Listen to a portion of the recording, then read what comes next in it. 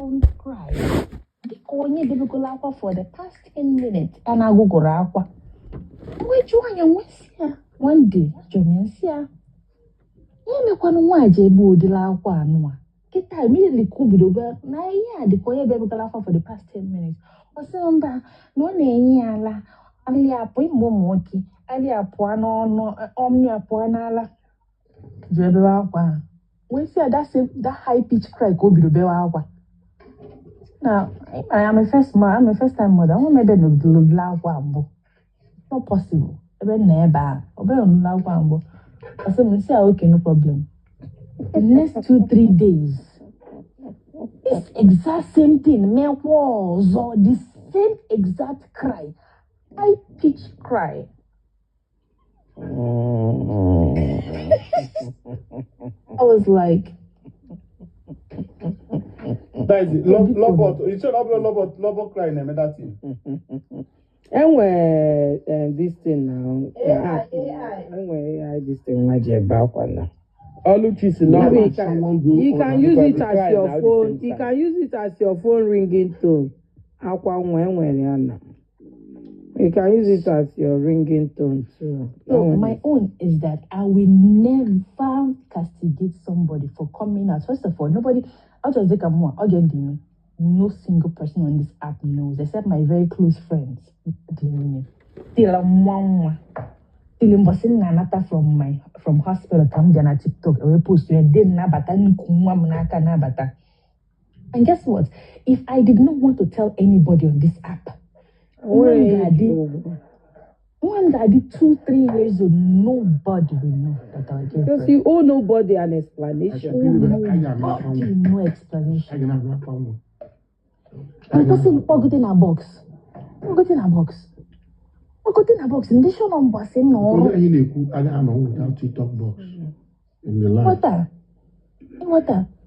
So since you have seen the obligation to tell us we online in-laws, because you know we are online in-laws. Then you show us the proof, yes.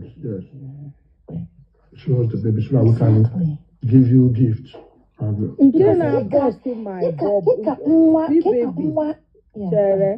Again, I boss to my brain. Forget Yano Saga. I keep saying this thing because many people are being deceived, especially our men.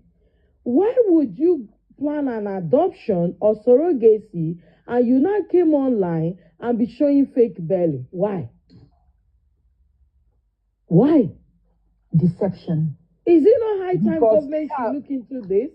We hear a lot of our women, even in Nigeria. It's not fair. Actually create the impression to family, extended family, because we still have that stigma in our society in Nigeria. Ebidi corner like this, so they want the people around them. Now, immigration zone family with this TikTok saga community. So that same thing, in Nigeria, ko buru bata here. Na onye ana atumuhime chore mutanwa, geje adopt ta a baby, ana akpo ikutenwa, geje kutenwa, but poor from the community, from that environment, for 6 months, 9 months, 1 year, dabatazie with nwa. Na agwazi ndị mmadụ na ọmụrụ nwa. Oi ho chọrọ ime anyị here, and igwu anyị wayo, and anyị jụrụ. But she failed woefully in it. Anyị jụrụ ajụ. Okwu na adopt, fine. Highest agba ya saga. So what? Why you keep on mad saga no my adoption? No, I get when they ga ya saga because some community anyị nọ there. No, but why promise high and deliver low? Also, really, and your job. Listen, and until you prove, because she shouldn't. If you but I'm not some people get not me. Not me. And when they because you know we are such things are condemned on. So again when they got on back. Because in the sea no apota waro. Again when they got on.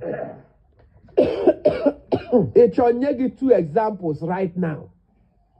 Urucho ka mkpa on mkpa 2 ka mkpa 2 Roselle ga-eji akọ ya ọnụ Oluchi Tim Otom ga-eji akọ ya ọnụ and ndị awụ ndị nke m Roselle ga-akọ ya ọnụ hapụ na ha edozigo one day o subiri Roselle ga-eji akọ ya ọnụ Oluchi ga-eji akọ ya ọnụ all these things ka ọ na-agbara ọsọ bet kpọọ 2 P-Baby kpọọ 2 mental clinic ga-eji ekwe ọnụ Koboko ga-eji ekwe ọnụ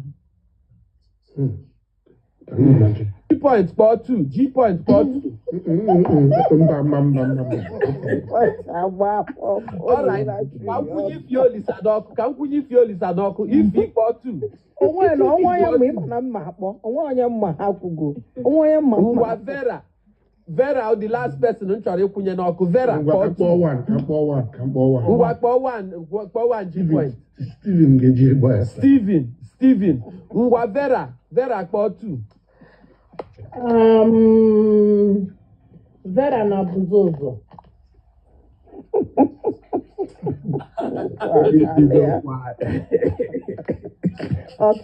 Ọtụ gbara nwa n'ọsa ka gị anyị.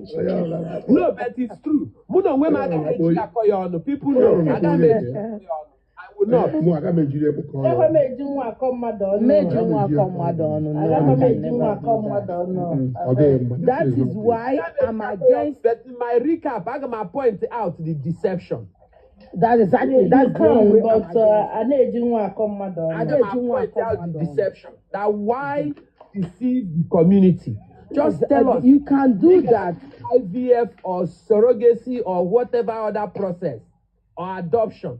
And they are all accepted.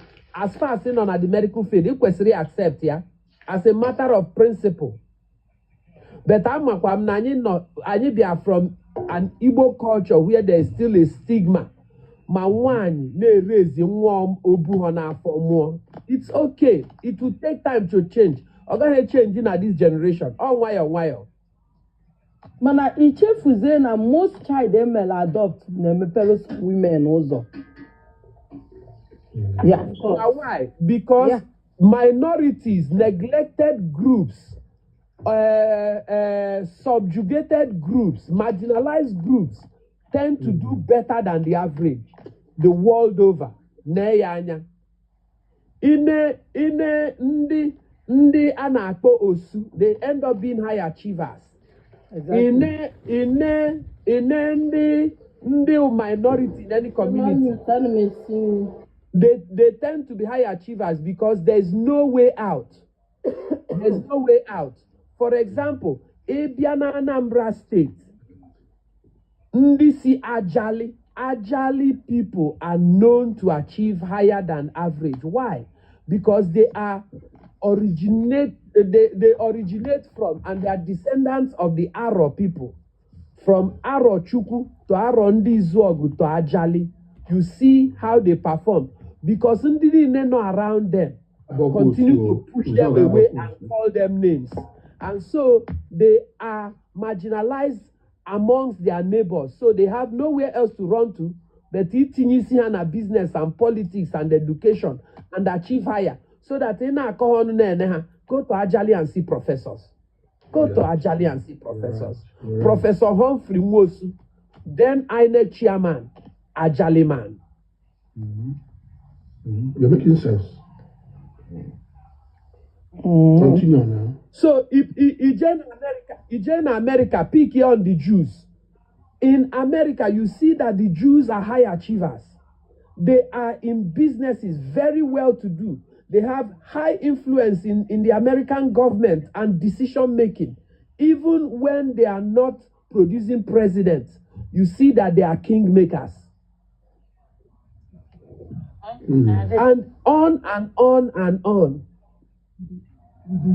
I agree. Okay, Iwetandi gay and lesbians, homosexuals, the LGBTQYZ. You see how much they achieve above average in the society where they place. Even with all the stigmatization. Your skin is glowing. Your skin is glowing. So, it's true. I feel like giving you a peck. G-point is okay. Ka mmadụ kwubu okwu ọkpụ n'ọnụ. Very little gay government. You better electoral gay. More like Igbo. I can you prove a point. P-Baby, we got Nigeria 2024. P-Baby, we in Nigeria 2024. Yes. So Yes. On Nigeria ke to tazirime ije muzizara. Nigeria to Tima. Nigeria From the calculation. Mba. I didn't mean Nigeria. Because if I play the calculation, maybe. I didn't mean Nigeria. Yeah. I didn't even match it because it's all too soon. Okay. Too soon. Probably too soon. People be like, all right. November. People bigger than November. I don't know where to see me. About November. I don't know Nigeria November. Biko na Nigeria nwaanyị ebe ọ nọ wee tutu ime. God abeg. But people be njakịrị na-azụ tagala. Ịma ihe a na-achọ ịma otu a nsi anọ m Nigeria people na doubt. Otu a ka esi nwekwa a group of people na doubt na P-Baby the single. Na feel na P-Baby the married. Because enwe otu P-Baby si akarị onwe ya one. And then when otu P-Baby si refer to her mom all the time. Anytime P-Baby ga-ekwu about her mom, ọ ga-remind ndị na-ege ntị na mama ya wụ pastor, and na mama ya wee ihe ndị ọ naghị tolerate, and na mama ya wụ somebody ọ na-ege ntị, ọ gaghị like ka mama ya mara na ọ na-eme certain things. And so a woman regard mama ya that highly. And mama ya sokwu ya biri na that Texas, so ya ga Canada or ga move the next day. You will see that. Would you believe that P-Baby and could you believe that Tom now? No, why you're now? Do you believe P-Baby are like conversation? Just that the thing on is so carry in wow marriage, yeah. No, Yazoe. I just am now aware that Otu Osi is Zoya. Kesikwe when they not doubt, no always single mother. Then they believe na not only not the responsible enough, but na mamia a pastor and only very strict. Hapu chakwa no so na ndị na-ama fence na mgbe ọ nọ na FGDC Bini. Ego 12 hours again. You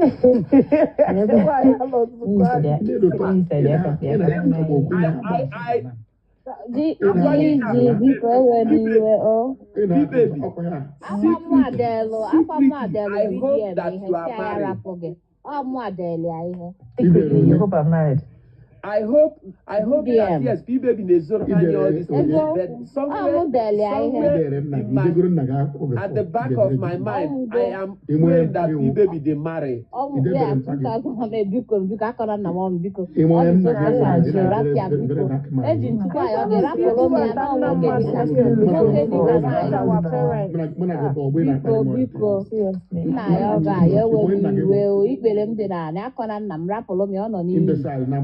Biko ndo na minister iwe nna m yeah, minister nke which kind Simulai, go 12 hours again. Which can talk with that one? Which can rubbish talk? From today, a problem for the ya gbagbuo m is okay, but biko rapụlụ ụmụnna m ọ dị so special. He's a precious father to me who took care of me. God bless you. Ana m Texas, G-Point. Pụta na nke ọlachi ka ịfụ m in person, ka ịfụ ka nwaanyị si agwụ. Ngwa pụtara nke United Sisters ka ịfụ. Margaret na nke Magina pụtara nke Margaret ka ịfụ pụtara 042 na 042 pụta ka anyị gbaa klọb ihe a Satọde pụta nsụọ gị nkwụ ifi nso abụ onye na-ekotere ọgọdọ ekoteli ya G-point biko o zuola biko akpọna m eji m chukwa ya ọ na-ahapụlụ ụmụnna m na ọ dị so special akwamatigo gị ndo iwe gị dị ọkụ anatago m nna gị ego before. mba na ọnwụ 2008 and ọnwụkwa na Amerịka ọnwụ na Amerịka ebuna ya Naijiria akwa nnukwu ọgaranya ka ọ bụ esi ilu nze afọ otutu a bụ esi ilu nze nwoke dịka esi tọọ at this point etizire m ogwu ọjọọ ihe m chọrọ ịpụta m adịghị biko etinye na m ọrụ ihe chọrọ ịpụta m adịghị mma ihe. Sorry, Ndono, thank you. God bless you. Even no, gị na nwunye ga-aga na-ekwu ya kwa ọnụ. Ikwu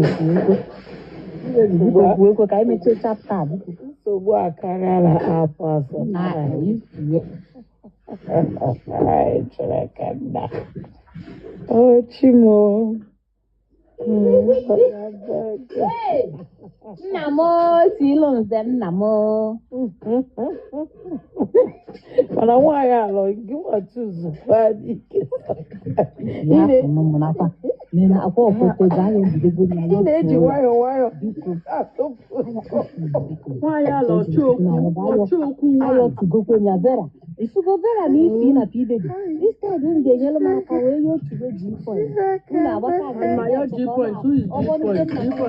m otu 2008 biko unu amụzikwa na amụ n'okotego ka nkọrị gị ihe mere before m jee continue nkwado nna karịa. But he had on Sunday, early morning Sunday. Yes, I heard there was a saga between you two. Yeah, ana m na-akwado. Okay. Ana m na-akwado na paak ihe ngeji mee travel vacation. So ka m lụ mute G-point ọ na-anyụ mamịrị. G-point amụghị gbakwa na TikTok m ga-ekirikwa.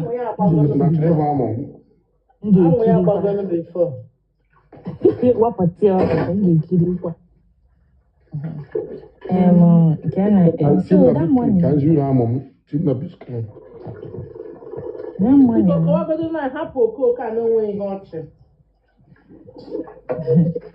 That morning, another I'm not symmetry system.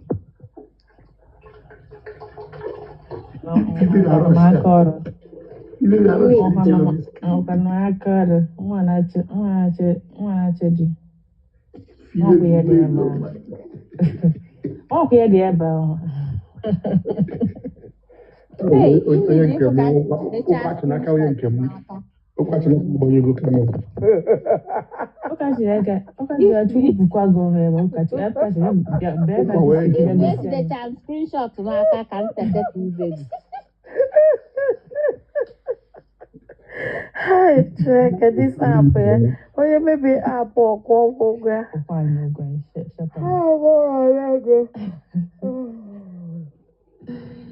So, Kokobiko. Come on, Morag, boom. Oh, he not call like Biko do. Yes, then I kick her not. Okay, what you were I need seeing. So,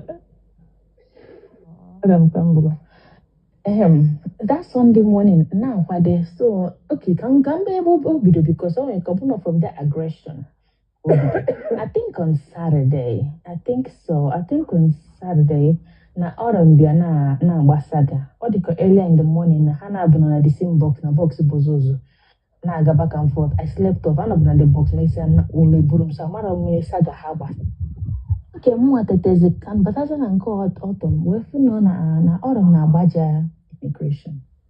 Njuwaza ke yeme na say na bozozo rapo immigration baja si autumn mutwi rokusi ohu. Autumn clap was there back. Ramodika immigration put in or something. So he on Obarawasagia. But I think Obarawasagia right before Obido recap. So when I was with the saga, more we swipe we got around where for immigration and a life for John Bosco, I think. More a normal instigation. see intelligence immigration in Eba no automabaja go. How is your mental health? So again, no from where you hear about no you hear about a lot of self na life buzo. I don't like conversation. Okay. That's true. Education okwu nke mụ amakwana nna chu. You were better go akwa. Okusikwa na chiatakwa back to no dey we mu tije na egezi ntị. Okusikwa na chiatakwa say nke gesi nesi na waja mo iyo waja nke wanka na say you for like 10 minutes ago gikana when say okay I'll be right back because I felt from no aggravate again. Or again was on more position so in the fake account the one na PBB was even insulting me nke order me yeah na me they were aggressive I like your back like cordon. Oh, fast forward the next day Sunday and I'm now quite long more like the many things in the GA travel but then I guess with Egypt immigration was actively talking and guess with Nigeria when all the connects in the stone, all the castone Nigeria. When I explain the stone, na stone so guess we small my bear something like that. So she was rounding up more and more to it. Around this up kusizi. Mwa wejua immigration as in oboro nyawa hologo burial. So nyawa we sabamu wese anasina nyawa hologo burial okwambasi ya eno na nke ndi bini. I don't remember if any way me uncle Julian. And say number one, if you mean like I noticed from everything. One particular time you were saying something that I felt was out of line, and I corrected you, Balabomba. But I checked it. I say, I mentioned it. You checked it. I say, if you know, if you feel, if you say no, bronco, go. Melo from RIP.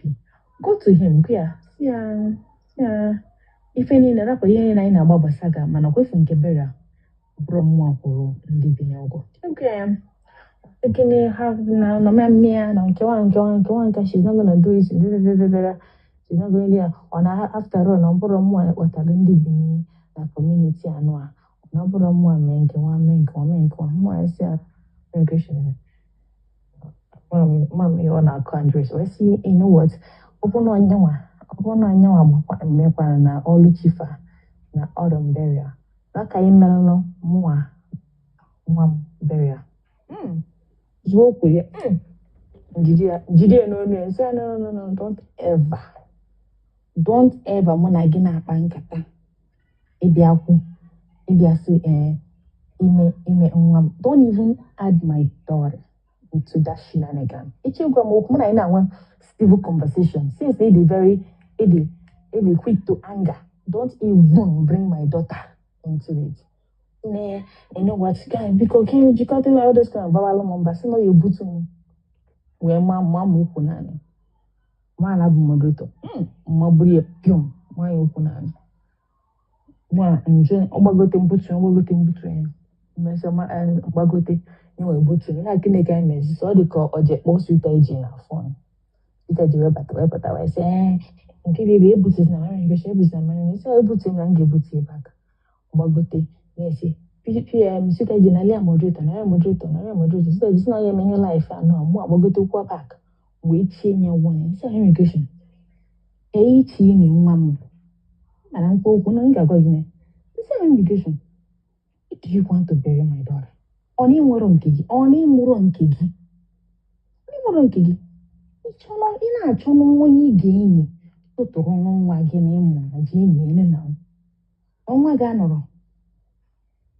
Because imana at the second thought imana most probably onwe kobuna God forbid onwe kobuna na odibi message lose with them or something. I don't know, maybe you know fake. I have no idea. But out of the abundance of the heart, the mouth speaketh. The same Zara. And guy in Ghana and the big screen. Why I come here, hey, I say, hey, beautiful baby, hi, no, people. Iwe jiri no na person. Is another again, no, keko gisle that again, no. anyị ga-eme ihe bụ na ma mee gị bere na mee gị nwa gị bere ọ wee sị m ife ma o ji ekwuo ya bụ ka ọ wee fụọ m ụfụ n'alụ ụtụrụgbọgbukwu ego ebe ahụ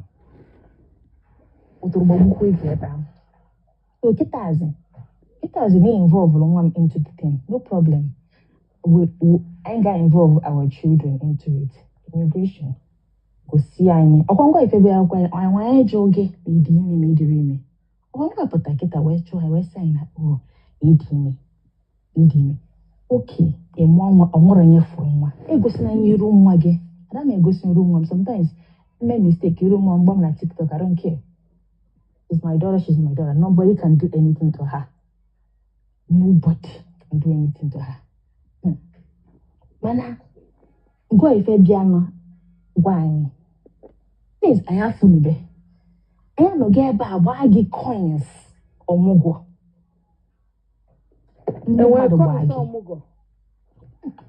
ọpụrụ ọmụgwọ 3 months ọmụgwọ na ọpụrụ ọmụgwọ enwere coins ọmụgwọ nne m yes ọpụrụ ọmụgwọ ọ jere ọmụgwọ 3 months ọmụgwọ so enwere coins ọmụgwọ right yes nna m na-eme ka ndị tụrụ ime ka abịa gbara m coins ọmụgwọ biko o wee nachiyata ka ọ nachiyata na ọ na-eme welcome back into the community after ọmụgwọ ndị mmadụ wee gbagide coins ọmụgwọ gbagide coins ọmụgwọ eke esiwe na-agba coins ọmụgwọ anya fụrụ nwa anya fụrụ azụ nwa fụrụ chemgbe anyị nwere ife anyị fụ anya fụrụ room nwa anya fụrụ closet nwa afụnube toys ebe ọbụla anyị ọfụgiri ka o dozigirila onye akụrụzigoro ọ na-renovate ngwa ọ nwere onye fụ ofu mkpụrụ toy tọgbọrọ atọgbọ guess what cheta ngosi gị ebe Airbnb mana egosi gị nwere ka esi wee tọọnụ nwere ka esi wee tọọnụ 2 feet ịma mfe anything gbasara nwe m nwa ihe a baby cracker anọ m ebe a nye nwa m half tere ya ịta ngefe 2 feet nwere ka esi wee na ihe a formula nwere ka esi ka 2 feet ịma mfe anything gbasara na baby nwere nwa n'ụlọ it's not possible ya formula nwere anything ya for emergency if ọ ga-eyi na emergency nwere so keki si wee bịa rip one you ripped us immigration iripụrụ anya ndị gba gị coins ahụ to me I felt like you came you lied to us ijiri anyị wele ego nwekọta ego ịbịa say the only thing we ever had was a fake baby cry high pitch scam na scam I'm on that something name is scam scam na immigration this is actually for vacation ka mana ife nwa do all around you ka ezi ka ọ ya dị na abataja na ya be gizi ịbatazia na my room name toys nwa enwere different section of toys nwa name toys nwa m nwekwu phone unu chekwa phone na mbịa nye unu phone na mbịa nwaanyị eli mmadụ eli nwekwu phone unu chekwa nwekwu remote you understand nwere ife nwere so caminos ịgwala anyị n'ịdị ime adị oge m dị 1 month mana onwe kunu si fụ afọ ime anya atọ ọ na-achọbeghị ịgbasaga nle ụlọ ndị redi gbasaga ngosi gị pikchọ mmadụ send mụ ngosi gị pikchọ mmadụ send mụ bịa gbaa ya na recap unfettered access ka anyị mee ya in 2 weeks time 3 weeks time yes m ga-eche ịbata ị ga-agba ya nọ m nweta gị pikchọ immigration send mụ ọ ga-eke baby the 1 month pregnant I recently found that I was still in New York in December oge nchọpụtara dị n'ime ọ bụrụ 1 week ọ bụrụ 1 month almost going to 8 weeks because I'm assuming after that I was in a picture saying the next one I did 8 weeks ultrasound ime otu osu tokube n'elu otu a ka fast digide o tie almost ọmụmụ season na ọmụrụ nwa. So now that you actually brought my beautiful daughter into this shenanigan, let's bring your son, your supposedly into this. Immigration. Eki wee si na ịmụrụ nwa. Nye gbaa gị coin sị gị congratulation kpere gị nwa kpee ya ekpere n'elu nsị nwa gị anya nụrụ akwa nwa anya fụrụ azụ nwa afụrụ closet nwa anya fụrụ akwa nwa afụrụ toys nwa eji scamming us. Pụta there's no harming nwere ifele dị na surrogacy nwere ifele dị na adoption nwere ifele dị na ya At all. You don't need to come and scam us. You don't need to come and deceive us. Otherwise, from Omugwo form, supposedly Omugwo, ipotalo form. Iyan on our life, Niru camera for complete 9 hours. This is 5 hours. Let me not, but in and up to 8 hours. Therefore, you did a check-up on your son. You did a young therefore, no gata imana 2 hours. No na camera. Rama no na camera. No do mute. Me camera. Rume nege dead. So, ndi ni juma ajuju. Ihe neno. So now, ima no go fudu. No na message. Bam Sagan and JJ. I'm on vacation. It's in the next 5 hours. I'll be in the airport, going back to my house. Icho, bring it on. Icho, you bring it on. Deceiving everybody. We have a bonding. Neighbor. Ukwu ade ito dị anọ. Hapụ nwa ịmụ. Isi na nani na-take. Who the hell are you deceiving? Nani ka take care of your own child. A nanny. You're not treating me as buga. You're not treating me as pride. Nanny.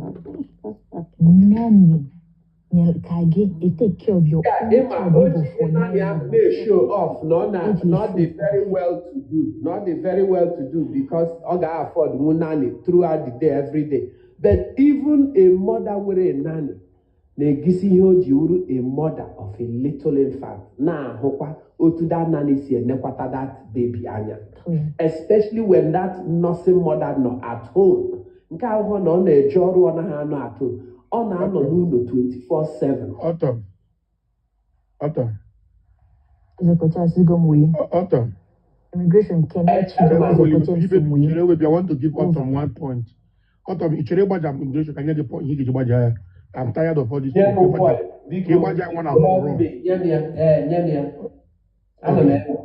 Okay, now. Affect. Immigration with visa on yeah, you just so na di ego de ona wo ego dia ya ko ojumo we baras client so ibaja that is genti no chere baby I'm not talking to you. I'm not talking to you. Okay, yeah. I'm not talking to you. I'm talking to Autumn, because Autumn has been trying to baja because can taga bi once and for all. Can why about you to about you because can ya bi e baja na immigration business here, which is currently illegal for somebody living in America to be doing immigration services, which I've always said I don't do that because they're illegal. By force. So all the illegal because them reasons so illegal. More than get information. Get assistance right now. It's illegal to be packaging or telling people you would help them come to America. Currently, it's an offense. In Okatagina, in Nigeria, come on, illegal job, visa agency, come on, the illegal. Give them men in a country like America. That's why I always tell people I don't do visa. I only do travel, booking, and work permit. Only. But okay, for Yabasara visa is illegal. Helping people to arrange documents, telling them what to lie to the embassy. It's illegal. So you can do more research, Otto. Eba jaya bank, you have to go because na saga well. Basara. Yeah. Okay. So go and do your research. Forget your female or the king. I put away I got the program because Eba jaya how this thing is being fault. And you see thousands, hundreds of people will come to your DM and give you information about how they have paid either $3,000, $5,000, and they were not approved or they were not given visa. A lot of people will do. They have a VDM name. If the VDM call you out, just get once several times. Then in the morning, they were and they drew your name, boss, you will see make content. And literally, may Cinda they gave evidence at all. And onye pụtara weta na ego ya o nyere ya ego ya ka o mee ya visa ọwụ na ọga biko aga m enye 100,000 naira. Personally, I'm sponsoring this saga. 100,000 on each person that bring concrete evidence na eriri ego ya. Then you ga-enyere onye ahụ aka wefute that money here in America. I work in an office that is higher than all offices in the whole America, and we have contact of all debt collectors. So m ga-enyere gị aka nata dị ego. Then no yes, number 14 million or 13 million money. Come and collect that money. Use debt collectors and use FBI or use anywhere you use. Hagama enemy tune. The same way can now see up to Naya Kitiba immigration saga. In Yen Nawage. Yeni na call Hilly na call away saga. I don't believe that Nayini na go visa. Yeni go visa. Halile 100, 200, my brother. Made 199 failure. Some of the people, even 99, say, because the woman is so corrupt enough to pay someone to claim them in a visa. On that on a video make around scam here. Let them show their visa. Can I the date? Oh, the stage she was a visa date. On my page, work permit. I don't do visa. I keep telling people, the only person who can go work permit here on this TikTok, I refunded that money, the money immediately that same day. Say, I'm she's at TikTok, I told me to anything, but work permit or visa. So, when work permit, the person should come and I will refund immediately. So, immigration, if you cannot reach to Autumn, reach me on my Instagram or reach me on my TikTok. I will personally recover your money for you through the FBI crime investigation department, or I will use the organization and USCIS, both eyes, had in charge of immigration violations, because all the illegal to be doing visa. There's no visa license. The only people licensed to do visa application for people, and they're not allowed to do all, is only immigration lawyers. Only. Not all lawyer in America. And not all immigration lawyer does all document. And we're over 30 types of visas, up to 100 types of visas. And each of those 100, one lawyer does not do more than 2 or 3 or 5 types. That is how the license works here. America, where you are a real estate agent, you will agent that the whole America. No, just that your state only. So that immigration lawyers, the only immigration cases are allowed to do nationwide. But if you are a marriage-based immigration lawyer, you will do only marriage-based. If you are this or that. So she has been claiming to be an immigration expert or immigration official. So, Autumn, buy a saga na that one. And you know, tag her, not tag eyes, not tag USCIS on that saga. She will beg you, saga be once and for all. Then, onye wetere, because a lot of people cannot talk. The year married the woman to take on a bajamade, email or back on. All those things, people are being shut up. A lot of people are being shut up not to come out to speak up. Yes. You will see, Atom, about this saga, in less than 1 month, we have over 500 people kwụrụ nwaanyị ụgwọ visa. Ihe ọ na-eme akpọ obi na America, they cannot do her anything. And the way ọ na-agba saga well. So nwe onye ga-apụtapụ okwu because ikwu okwu o nwere many fake review. Ọ ga-epost supposed to be one single visa. Enwe date, the name and the person document am attached to your name, immigration expert. Ejim all her documents here. Emegom research. Ejim her business name and everything. So let's do research. Any visa, yeah, whatever visa down and up on that. I don't know, watch one video. I just decided to talk. Abraham saga, I happen 2 years, 10 years, I go back to saga. I don't go forgive you. I'm put a more video. I just went to the embassy. They asked me, where are you going to stay? When you go to the, I said, I will leave. I have a hotel reservation. Have you ever taken? Yes, I have a flight ticket. I have my PTA money. Oh yeah, man, it was so wonderful, man. Oh God, thank you, Mama Immigration. My dear, if I give somebody the same 100,000 naira, get this kind of video like 30. Well, I'm not interested in all this fun bullshit, man. I'm saying, yeah, I feel mono a tea was just rubbish. Oh, people, let's spade is spade. Natural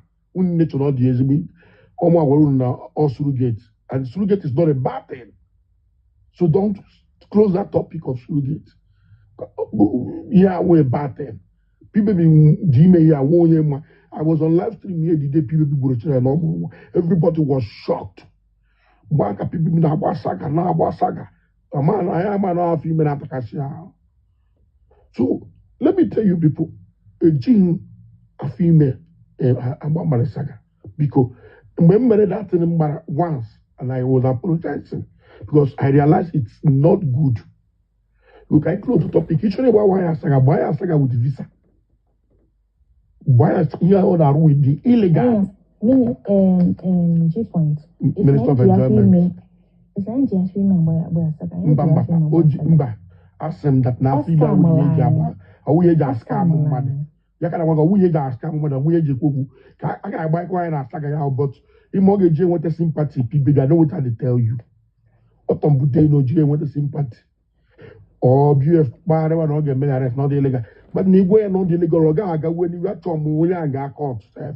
More when cases na court. On Thursday and Wednesday. When case I naga oh am na run over that. Gente, it's illegal to be doing visa for people. Visa is something, especially in calling a mother again, visitor visa, fake conference, and all the rest of the thing which I may attach. It's illegal. You understand me? It's illegal. Because Igbo immigration protocol and the way each individuals are meant to file for themselves that they want to visit the United States of America for vacation or for business purposes. It may apply because that embassy, you never told them that someone prepared this document for you. You always tell them you prepared it for yourself and you book this reservation by yourself. And then when you're not given, one day, they deny a visa. This woman made a visa last from 2024 to 2025 and this 2026. And where anybody fuck this shit, man. Migration expert in my food. Immigration expert in my food. People are just scared. All our back on where. All I gather, yeah, all I gather. All Luchina Basa, all Luchaba saga. I just need clear for the past last year. I was gathering evidence. I was gathering things, snap videos, names, addresses. I was gathering everybody's house address. I America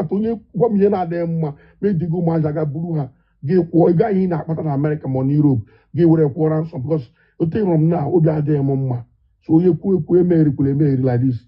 So I thought like this now. It's a saga, why saga? It's original saga. It's a wire, baja. He immigration on the illegal.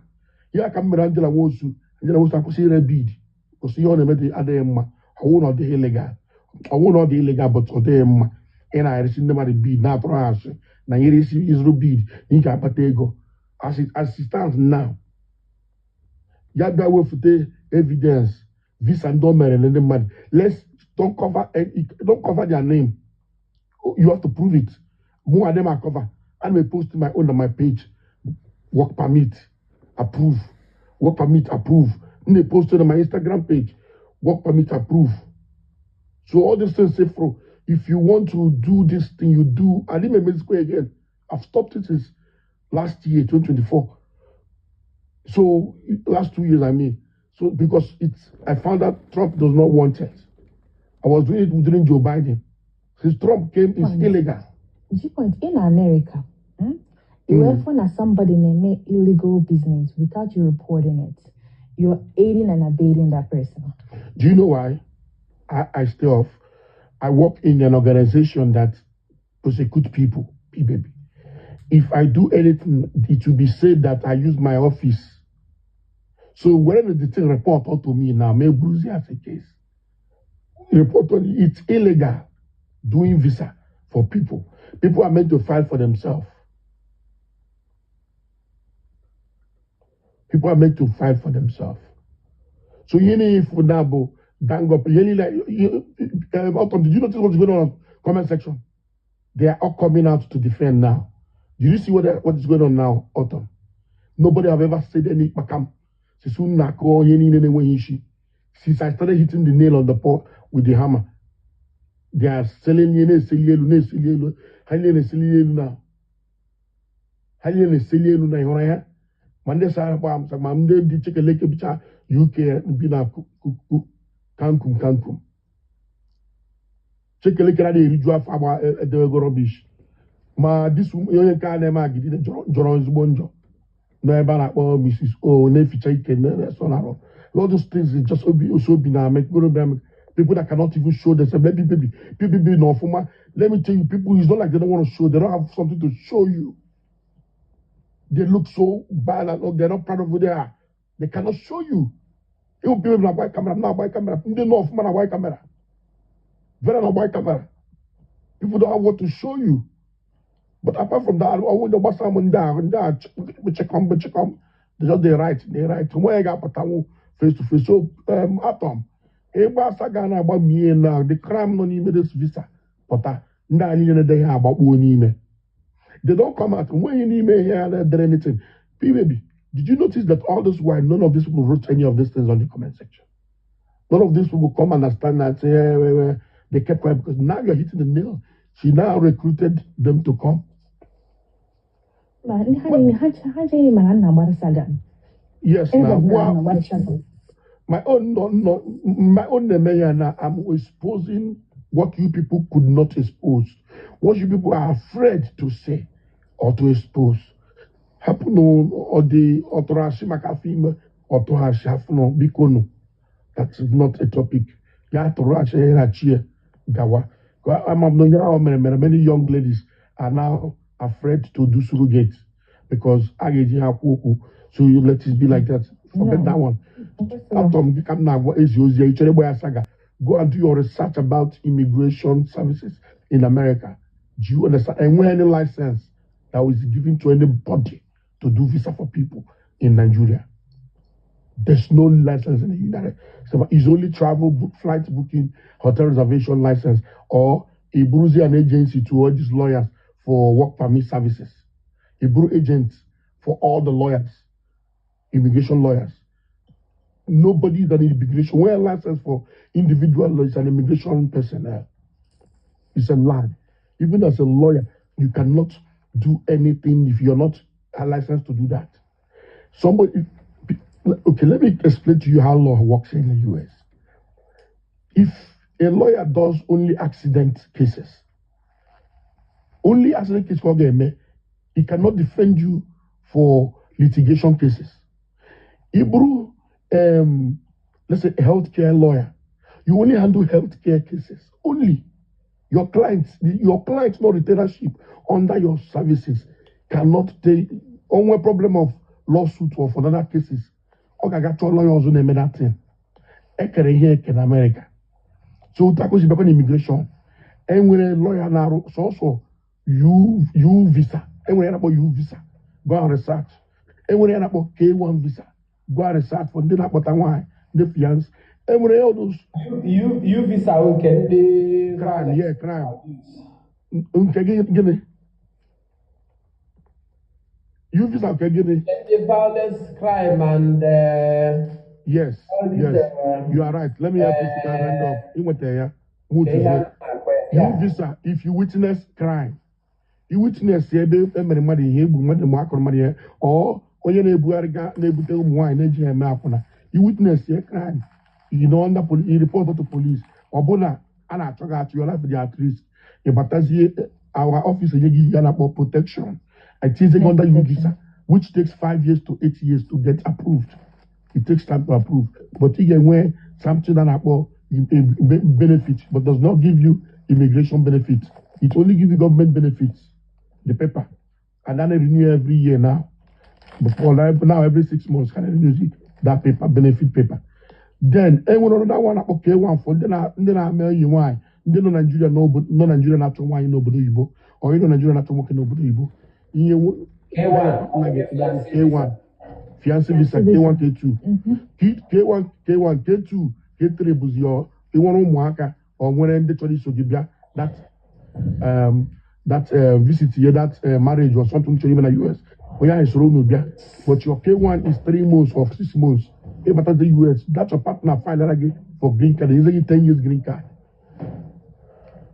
so these things nwere lawyers na-arụ ya but sọsọ onye na-enwe lawyer na-eme ya bụ visitor visa nke a nwa ya na-eme enweghị lawyer as mewe ya visitor visa unless ị nwere a group of organization chọrọ ịkpọgote mmadụ chọrọ ịkpọgote group of students or for people bịara seminar achọrọ ime mekọta ya ọnụ still they can't do it for you they only send you people invitation letter only then unu agbagharịwazi chọọzi hotel reservation unu chọọzi document gosi na unu ga-abata back to Nigeria this is just it iru embassy gị prove yourself but nwaanyị anọ ya na-atata ndị mmadụ ego na ọ na-eme visitor visa which is illegal and a crime so people I'm not abetting any crime okay because I cannot prosecute and be the reporter so unu weta case bịa of unu bịa ha na file ya ozugbo so nwere onye rigoro ego ya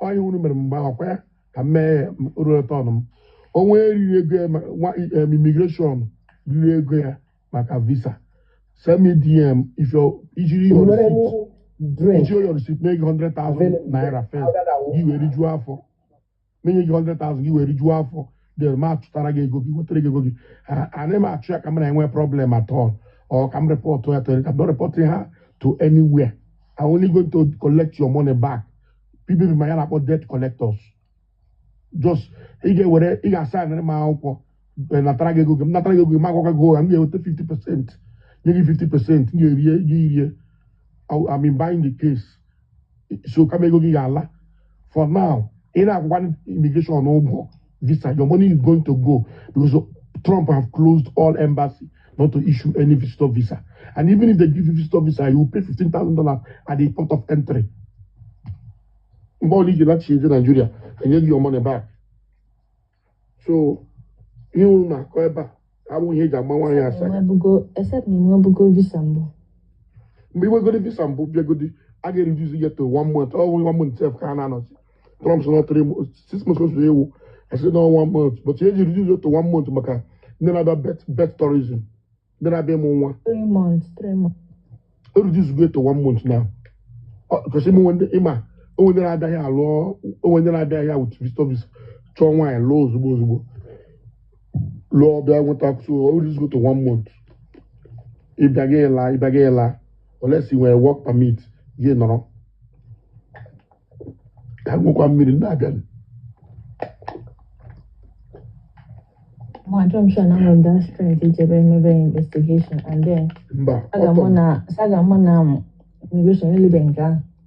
I involve one more involved with time. Okay, una abụọ mere ọ na-enye nwa ọ maka ọtọm ka na-ekwu ọtọm mba ọ mere involve go nwa gị you can gbara ya sa gbatu ịchọkwa ka ị ga-eji gbakwada saga menyekwa gị ki na-edere maka ede like 442 points ngeji gbaa immigration saga endere onye ọbụla just chọọchị washa so ịchọba ịkwụgara that point so autumn Yenye gina 1 point out of 442 ndere maka immigration saga. So 1 point Immigration gwala who son's name. Oh, gwala in the first name, gwala in the middle name, gwala in the last name. Ije check ya look when up. Malo moment.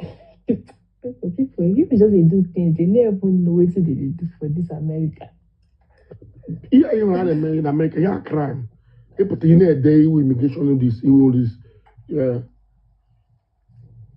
Where's the question? No one on our withdraw. I'm here now, but I'm saying na comment section. Is the question my man? I'm not going to problem. I want on our visa America. Can you locate here? One bar break, you can do it yourself from UK there. And when I need my visa, I will guide you. I've always said it long time. As the question you man, I'm going to money. I don't do visa. Don't give me visa work. Jide, I want my visa agent. My work permit to one of them are in 2024. Money no G points. So, or to the question, immigration are 442 points. Nah, you may put all boy and anime de to Makasaga. Only key de to mo can be do de to go. When him de regi, Managa, Kalem Jabaka say a little bit one, he can actually begin. So let him Jabaka Saga. It was Saga no way, it was Saga no way. Like your appearance was Saga Nekoyaga. It's a Anube Mwa, Mube Mwa. Come no Guana when to the bomb Sagana. Today you may be what on very soon now. It got that one. Emmanuel, so bad. I don't do on that age. Me position no there, no 1 or 2 or 3. Tommy, my see you, my man, my man. Wow. You before I'm there.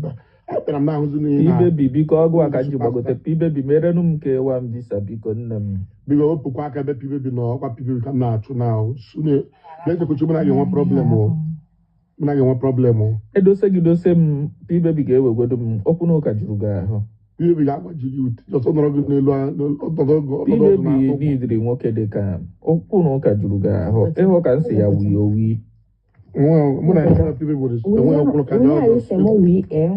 Yeah, you see me, remember the listen to the answer that. Ọta unu gbara the saga. Nna amakwa m mgbe gị na saga. About the saga, nke saga we found our vacation again on Sunday, last Sunday. Mana ime nke na abido tata. Ebe mmadụ gwa m, mmadụ gist m, even on immigration ukwu about all of na life ya. Man, I don't be go say we are going on a travel what go say everybody was happy for him and the rest. No, not try. Yeah, on a travel. What about Delta One, which is a little bit higher than. But a very big airline now, like US. Exactly. US. Take account to Lovely. Delta One. On a Gakari US now, all these Canada, this thing now. Delta airline, Delta One. Delta One is a military code language. Air Force One. But Air Force One is different. Then with Delta One is a military code name for a mission. Air Force One can be pleasant. I think Trump jaga. I mentioned I mentioned anywhere. I got reading that would trigger something. Oh, Autumn. Onya make that one. No wonder. No wonder. You mentioned I love trigger. Delta One, when flat with Delta One. Category now with Delta Airlines. Delta One, a mamma car.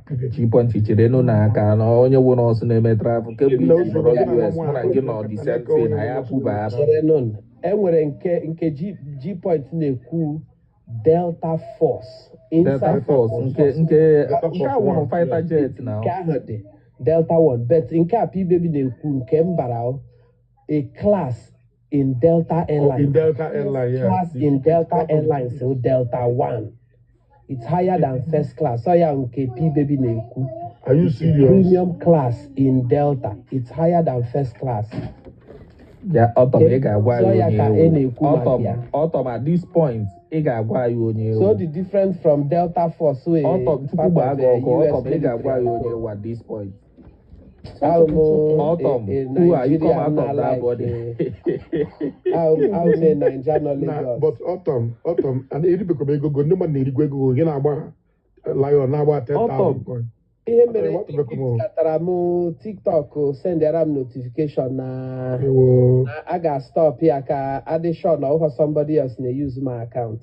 Okay. Because maybe my flight. autumn maybe go allow cheta mo gba mo furu first to gbam lion.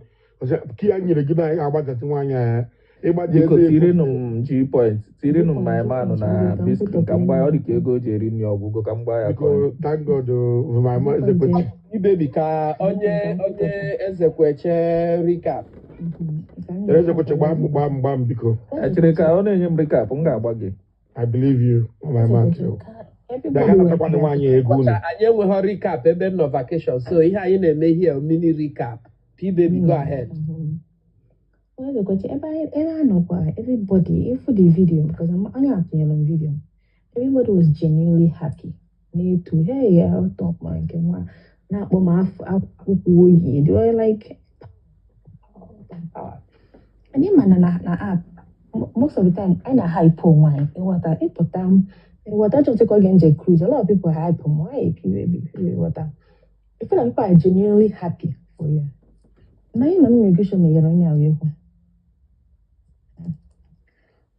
Come on, gonna see and gonna wish you a safe journey. What of on crash one and airline now? Yeah, no. The abundance of the heart. Yes, I hope. The mouth speak it. I know I'm not box, Bozo's not the box. But people here, when you or akwa ha ka na-agbasaga ha. Ya na ọtọ makwa ha ka na-agbasaga ha. Yes. Okay. Yes. Continue. Ọ ka mmadụ cheat ya ọnụ ka mmadụ otu m cheat ya ọnụ. Tinye ọnụ n'ọnụ ha ka na-agbasaga fa. Ntinye ọnụ n'ọnụ ha ka na-agbasaga. Mụ na gị ka na-agbasaga anyị. Anyị ka na-agbasaga anyị. That time I know in a box, everybody was still like, if for joy in everybody's heart. Everybody, but go on way because in Guinea Ambassador in Yono. Ma, I come in and say, Fene. Or crash, a line, crash. Ngwana kam tiyo no na iya na. Yeah, you tell me if I have a saga. Or the bad, totally bad. Emana, esum na the first people. No need put this thing. See, saga na ango na agazi ade mana one day I got results here. Bozozo ga agwa gị mgbe m kwuru this thing. Last year notice ya ka m bidoro tiwe mkpu ya asị na saga enwe rules. Gekwentị ahaiwa cause all this rubbish. Because ọ nọ na-ekwu ihe a mmadụ ekwu such a thing ebutu onye ahụ na the life. Agana kedra ụka. Many people will learn from it. But apụtara mepe ọnụ si na saga enwe rules, meaning that anything goes. Anọgo m na saga mmadụ asị mmadụ ibia na nwa ya ga-anwụ. Anọ m na life ekwu ya. Anyị bara mba dị na ya. Still, we refuse to take correction. Anyị wa na-emepeche life. Anyị enwe anything anyị na-eme about it. Mmadụ kwuo ihe a ịhụ na ọ gawago that angle anyị na-support. What we should do, ọ wụ ibutu ndị ahụ. But then, I hapụrụ ya ọ na-aga. Autumn, ebukwana iwu. I'm not saying that ihe o kwuru na ọ kwesịrị ikwu ya. No, ọ dị wrong. But all community I find ourselves, the rules I pụtara see, and watch and that rule is sorting us one after the other, directly or indirectly. N'anya oge nke ụtọ nwa mere. Akwa sị na saga enwe rules. Police is involved. Echi na, God forbid, agbagide saga agba mmadụ egbe mmadụ nwụọ. A na-ekwu ya ebe a, all gọọmenti ga-aga decide ihe anyị ga-ekwu na ọkwa sị na saga enwe rules. So it's high time etiwere rules ebe ndị ahụ na-enwe rules. But ihe o kwuru ọ dị njọ, totally bad. Ezekwachi, oge ekwuru ife a, bụrụ hede onwe ihe bụ saga mụ na anyị na-agba saga ibili anyị na-akọ onwe gị anyị anọ nke oge nkọkwuri nke oge nkọkwuri gị nke a na anyị na-anọ na the same box o nwere ihe tụpụrụ ibi ya ọnụ iwe kwuo odile ife ahụ and onye a nọ actively on air iwe kwuo odile ife ahụ ịkpọ onye asaga Baby, ihe o kwuru dị njọ. Ọ dị very very dirty. Ekwesịghị ikwu ya ekwu. Marakwa na adịghị eshedụkwa saga adịghị saga eyi. Ngo even advise our community I know our community you're trying to justify na anyị dị airborne. Egosiri m from the window na anyị dị airborne already. Ngo ịgwa ikwu na ọ dị njọ mana ngo ịbịa sịba odolo community anyị nọ nke nwa we justify okwu. I'm not justifying. I'm telling you now, I'm not justifying it. God forbid that I justify such a thing because I know Mobodo Ibo one day ga flight. Manana, Mara not here forever. Na ihe na-ekwu is this that we Monage and everybody na iwa made this thing.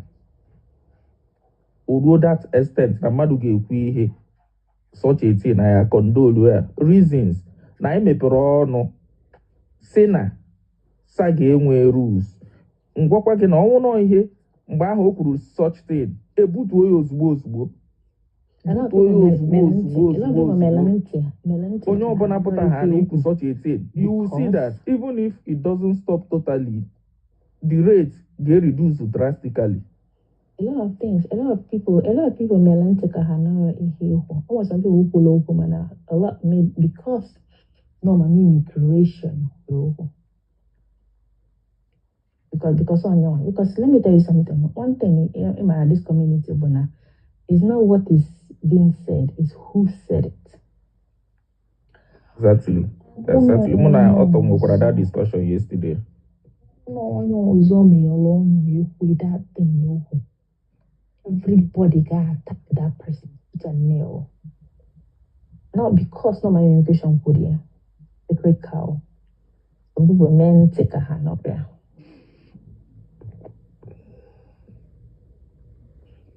When I'm immigration, they went conversation. Open on when with that recording. I play that recording. What I been know about my immigration. What I been know where when I know in our saga. When me young, open ask for no more men there. But what of no one can or I can in corner and go on and one get burial. It's not saying it. Yeah, she said it on Sunday. No, Rona. Then goes to me. I'll come go my account book and then goes to on Sunday. Although I'm more before that Sunday. Immigration enemy I will go in autumn settler hajina means all I can declare now 50% immigration 50% autumn and then call them and instigate autumn then immigration and instigate hanab if you had actually do how was just second so I'm gonna refer you to the previous day all the come out of Nabajia for my immigration was autumn Bajara go so she was set and everything whatever in Kaga the next day I'm not pack up Igbo not what they travel. Patana na life is sweet ije. Odika so na jibugia ojo so she was answering stone. Again but I phone you who just mogote mo mute. Even you who wanna check call stone. He had burial see mana out of the life obona was requested from Lamborghini and mental clinic and no one requested from immigration because of immigration just one divi no go burial. Okay. So they gonna call stone that same thing. Koko was almost go. Why do you have my immigration was no more on your Ologo Ejime. One was on a Hugo Ejime burial on Anorum Bosia and Kendi Bini. If any name and can one join, was an immigration looked at them, was a yellow to one. I have this too busy to check the name and a TikTok, if I'm a TikTok. And I put that in immigration. na ọ bụrụ na ifili na ọbụrụ ngwa ọ isi na ọbụrụ ngwa kwụrụ ndị ụgwọ ka otu gwara m si a ọ ga-etisaga mụ na ị na-agwa ọ bụrụ mmụọ kwụrụ ụgwọ eji megide ya ọ sị no kekwe isi she will never do such a thing nke nwaanyị nwere to do such a thing na ọma nwe anwa mbụrụkwa na ya oke na ọ bụkwa na onye a ife mekwa ọlụchi ha na ife na-ebe ya na ọ ka ime mụnwa na nwa m nwaanyị be ya na gịnị mezi ka ị gbasaziri gị na nwa gị nwaanyị ya njidi nke m sef ọ bụ na ọ kwudi sọsọ m sef akadị m mụ na ya akadị kwudi ife anyị nkwu sef ọ na ọ kpọrọ the same child ọ na-abụ mụ na ya gara na bọks mgbanye kamera ọfụzara ka ọ na-egbu igbo na-asị oh beautiful baby inyekọkwa ya nne ama na ọchị eze ọchị eso n'ime gị because the Bible I still stand on that of the abundance of the heart the mouth speaketh. Immigration has a very evil heart because ọ bụrụ na ọ bụrụ evil heart nwere saga nke na mmadụ ga-agbagide gịnị a na-agbakwa ụna nọkwa na active saga ka a sị na for example you're not using your brain because ịma na nwere ike ị ga-anọ na heated argument ị na-achọ ife ị ga-abụ mbad ọnya kiwe win you are not thinking things through mana ebe a bụ na nke ọtọm this morning everybody was sincerely happy for him the thing you had to say when na play na crash ọkwa nọ nso ya bụrụ ogbenye bụrụ amụsụ ijiri ego eji aba first class onye ba first class kama ya lọkị ọ dụrụ the self bụ na ọtọm na vacation mepere life ọ bụrụ na o mepere life taa bụ Sunday that is ya adreesị gị ka ọ ya adị massive ihe ọrụ maintain my man onye nke m ọmụwa dọkịta alụ nwanne ka ọ dị my brother ka Chineke merie mmekwa ndị ndụ nwa ihe nwe ikwu bụ crash kwatụ mba nọmba 1 okwu ahụ o kwuru dị njọ nọmba 2 onwenụ ahụkwa m ihe ikwuru dị bad na ichete ihe mere that day ọ ihe niile ọsaga ka ị ga-abịa bụrụ n'isi na-eche nnọọ n'anya gị ahụnụ m ihe dị bad na ichete n'ihe gara na life ndị bi n'oge eji asị na involve nwa gị na nwa gị mụ na ya na-ekwu dị okwu ọsị m because ọ dị asị m ndị I became aggressive mụ na mba ọsị obutu m ma na-abụ modoto mụ burukwa ebutukwa ya butugide nwaanyị nsọ nọkọta mgbagote wee finish nwere ihe dị n'ọnụ na ngwara ya mana nkwe nke m ga-agwa gị n'akwa m nwere ihe dị n'ọnụ na nna gwara sị m na ọ ma mma m she knows my mom she go and report me to my mom and say na in the next 3-4 hours I'm going to go pick my mom to go to the airport m ga-enye gị phone gị na my mom ihe ọ bụla iche n'aka m bụ obere nwa 2 years old or 3 years old I want serious respect when everybody ma bono so onye na-ekwesị m na ife mere o ji involve nwa m bụ ka ọ wee fụọ amụ ọfụ n'arụ ka ọ wee fụọ amụ ọfụ n'arụ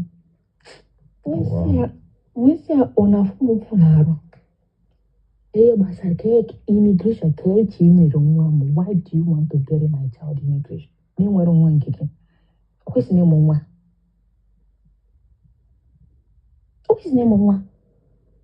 ị chọrọ onye ike enyi ntụrụ Uchechukwu Prince nwa gị gụọ anyị nye ya don't come for my daughter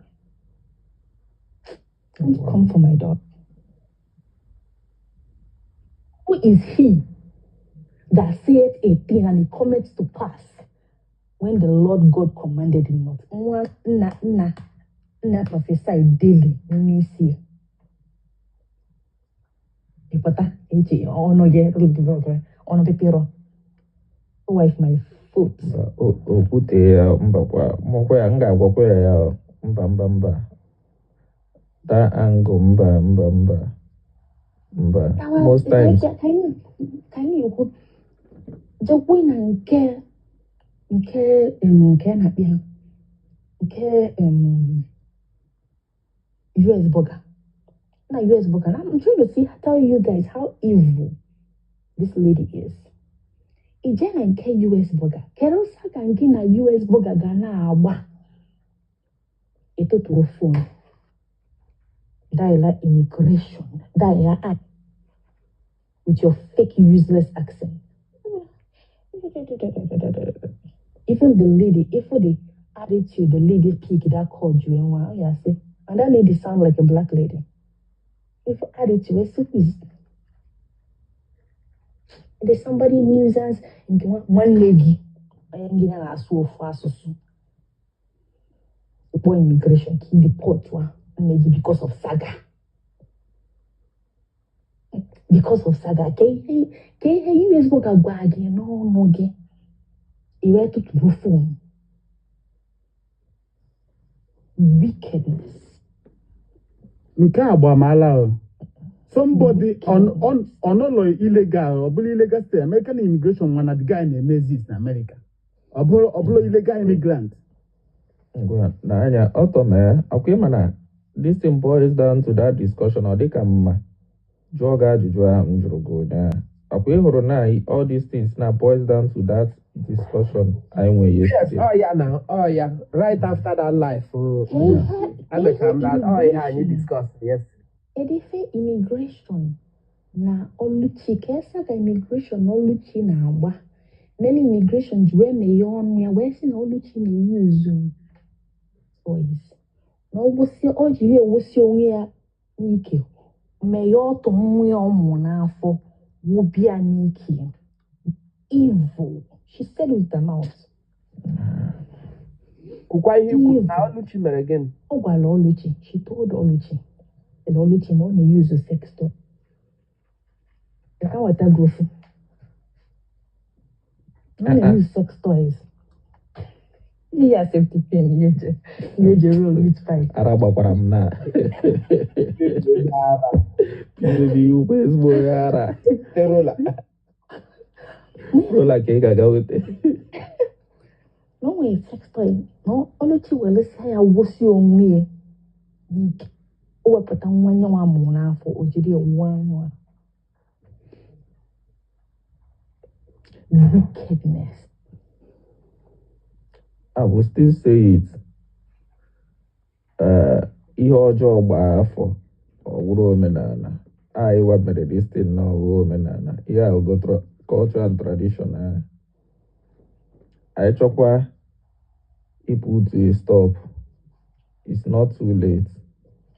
Because in the Bible say, Osita adịwa mma ọ dọwara gbuo. I chọkwa people to stop.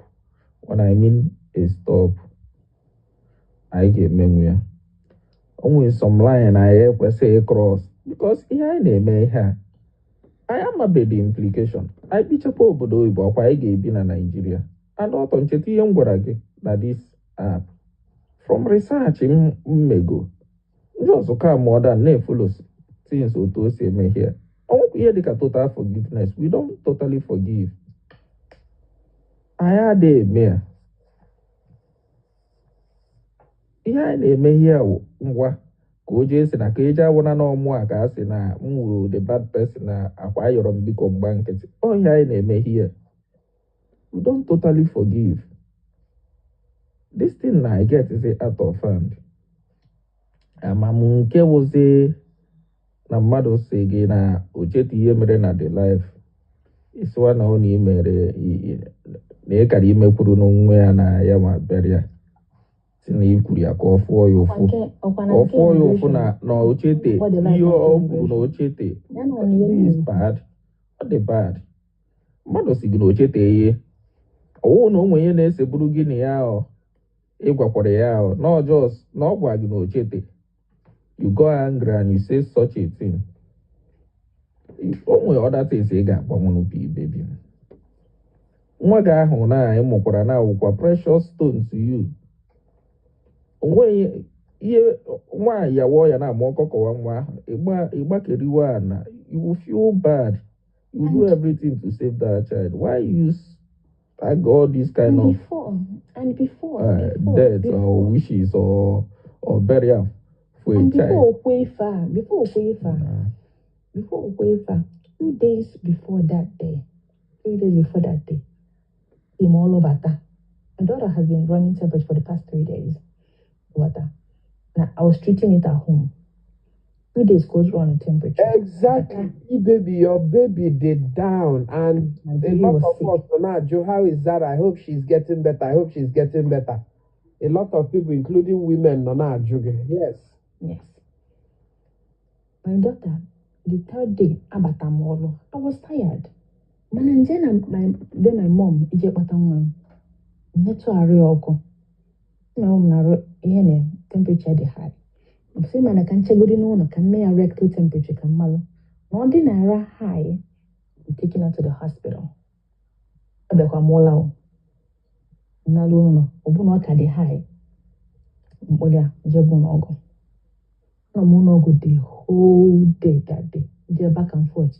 I think I'm giving different things. Immigration and a box, Joamo, we're going to say, man, a lot of memorial sense auto. Na rad wrong one.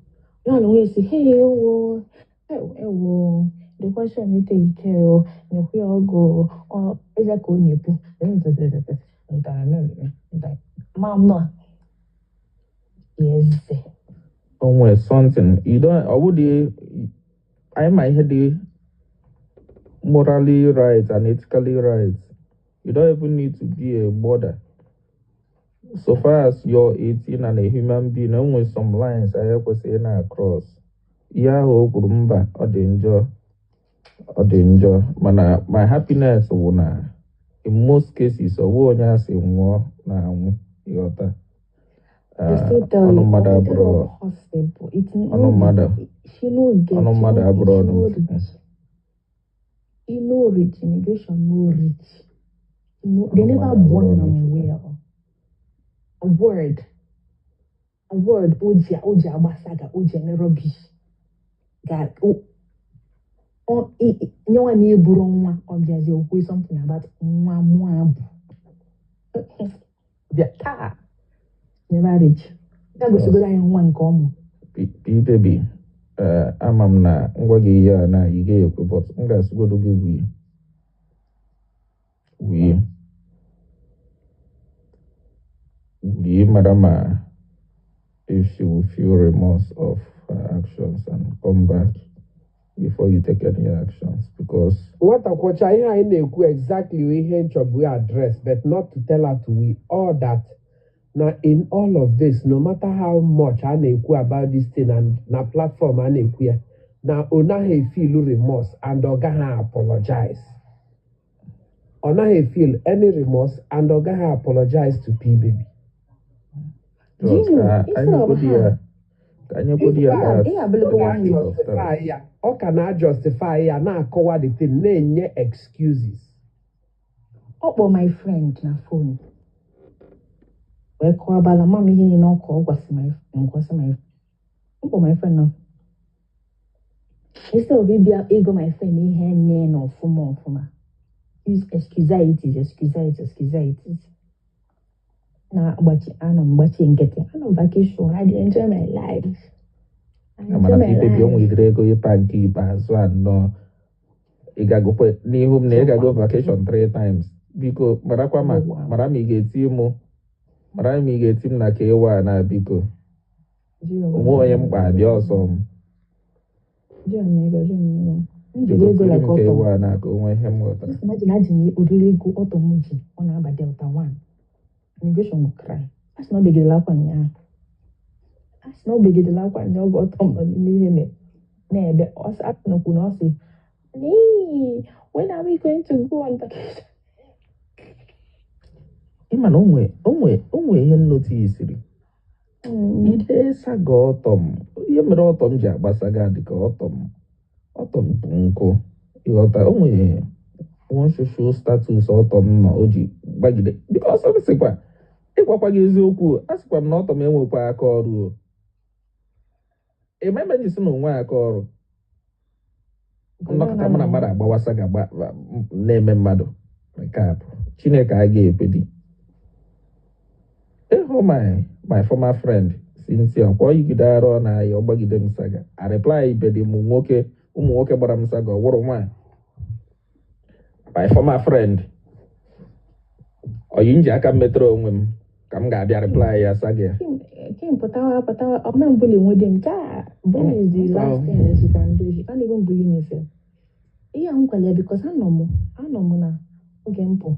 Mo bia kubi kwa na different things. Na watching it because I didn't want to spoil my vacation. You mean you were protected when you could then I could be almost 1 o'clock. The next 2 hours kita up babam. Chido. I'm going to the airport. And I Kaza fully. Sunday morning, I did my house. Also, get better. Plane, do one I get crash. I no go work. I'm not one ever in immigration. You no go work. atọ m biko abịa m ebe ịchọ kọntaktị ọ bụrụ K2 ịma na ị na Delta 1 ka ị na-aba mụ a bụrụ Delta 2 inyenụ m Delta 3 inyenụ m kọntaktị ya biko n'ọkwanụ kọntaktị ka mmadụ bịara ịchụ ebe a bịa m ịgbasaga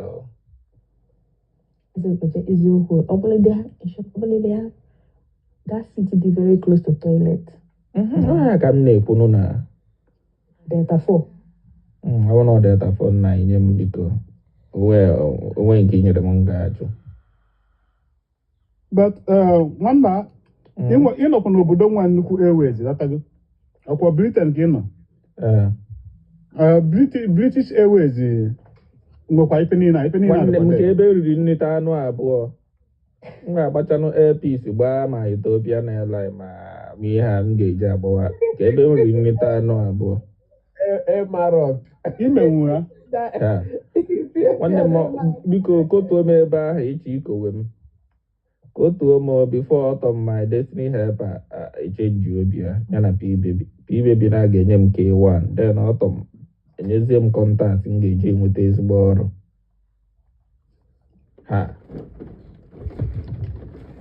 efere m na-asa ka m ga-eji agba British Airways asagidego m efere aka ma ghọzie sampepa Celebrity grace. Happy for others. She couldn't bless you with it. Man, Bromwin, Bramus, ịnọ n'elu n'Ijiro. P-Baby ọkwa ịhụrụ ụta na m na-eji na ọkwa ịhụrụ otu m si ayị unu na aka unu nyere m aka jee na peji gị niile from head to toe onwere ebe afọ na ịnọ na klas ịnọkwọdị na P-Baby gbaago saga amakwa m na ịgba agụ ịkara ịgwanụ m n'oge jee na peji gị niile onwere ebe ịnọ ọ na-eme something na dress ọ na-abụla saga ka ọ na-eme something na dress adreesị nke m na-adres Finding Zara ọtọ m mere travel ọ nọ vacation ọ nọ ihe na-eme adreesị bụ ogbenye nọ n'ụtụ ogbenye ajọ ọnụ ka ogene kekesi kwe ịnọ n'elu n'Ijiro akwụkwere ogbenye amụnso bọdị ajọ ọnụ ogbenye amụnso this is evil ịnọ n'elu n'Ijiro you know who Ijiro ihe na-eme bụ I will share this life to my baby to come and buy coins jerosi ọhụrụ bịa gbawa gị coins jerota ripa gwa manejikata unu emeli nri for 2 weeks ị gadagide bịa gbatụ I am an immigration from California. When you know you don't have it.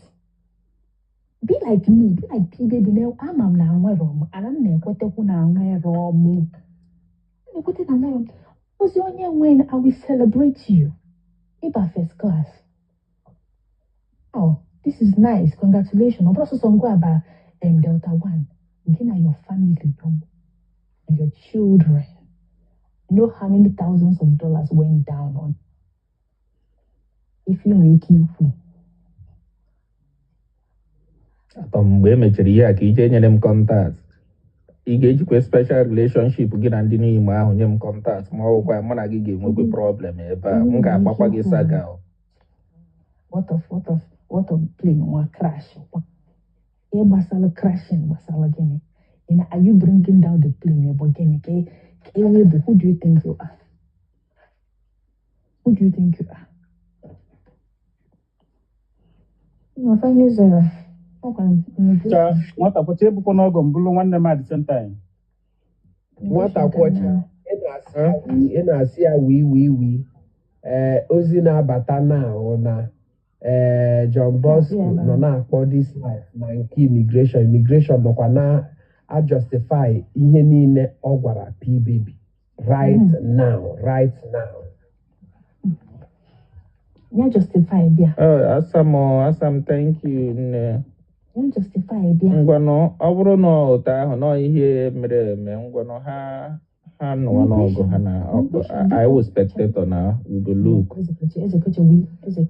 Immigration nwanyị ọma biko defend kwala anyị ihe iju ede na app bịa scam nwanyị.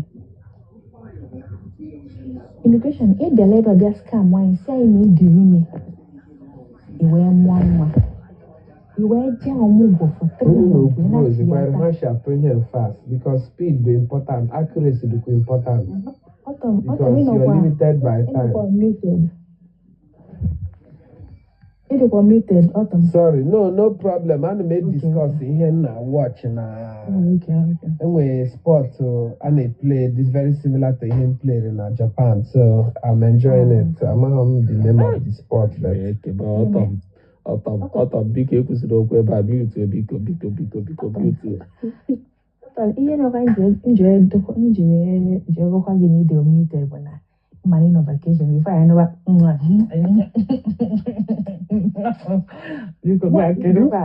nwaanyị elika mmadụ ọjọbọ ọfịlizi na ibe niile n'ebe a na-akpọ bụ nza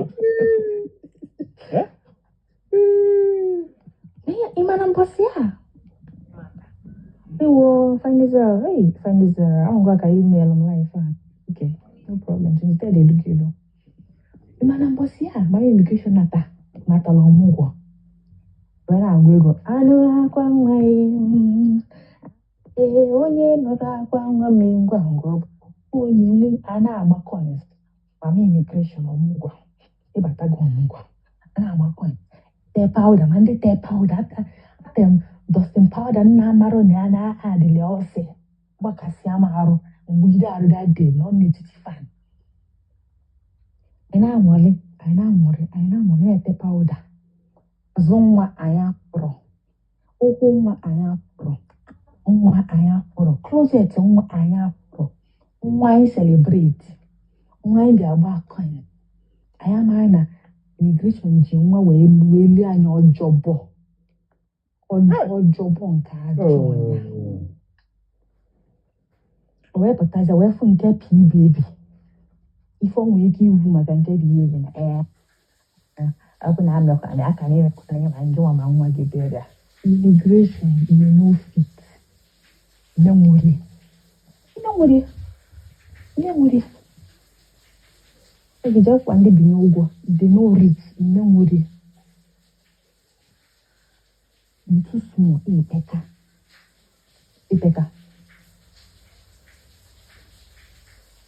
They call line why it was scam because they have a deception. Why reason why? Okay, you say defend. You made you say na. Eka kwa mwana ngam. Eka na ngam beya. You say defend na life. Defend guy. Itu edini partner imo. Mwa izu uwe nye niwa ina la nyego coins I buy the coin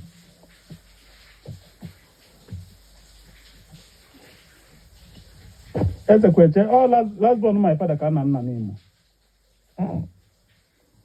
yeah no iwe mkpọ afọ the family ịmụ ya father very popular but achọrọ m mba afọ na enwe kede udodu Nekwenu my who go to me see like na and Simasha nwere something to do with ndị related to me the something with autumn go akwa we talk Cynthia bia between you and I ordinary Cynthia ka m nye itukwe ibebi Mba, ọnwekwa ife mebiri ebe gị na Cynthia nọ. Unu ka nọ na-egu taa, no misunderstanding. Unu ka ya emezi, just relax, unu ka ya emezi. Ịdị sure? Dị mma. Ịdị sure? For sure, unu ka ya emezi, udo dị. anyị mezie ka m nụọ ya second wife. Plan dị na iwu abụkwa no every relationship must not end up somewhere. So ngwanụ m hụ na ya ka m gwa ya na maintenance na hope dị. Mba, ife dị mma. onye adịla m ihe a sọ ya ọ gafere n'ike dịala m ya ọzọ nwaanyị sokwu nwoke ọma dịala m ya ọzọ ka m kacha ya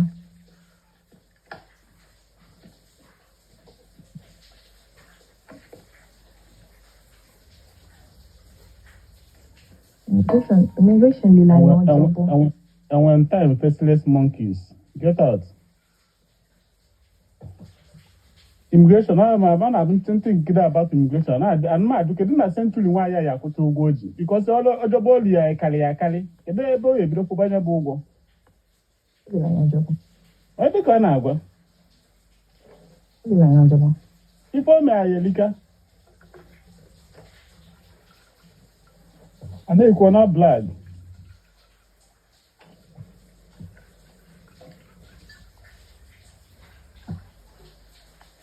lila ya ọjọọ lila ya ọjọọ ọ gba ya coins niile agbalị ya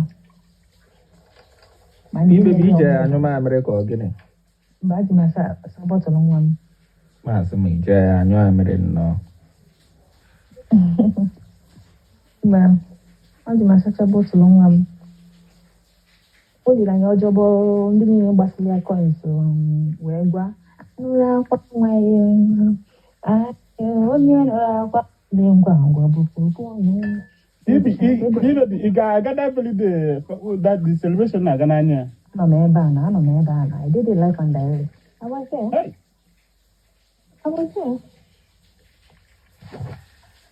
nah, yeah. Leo mad on internet, Leo mad physical.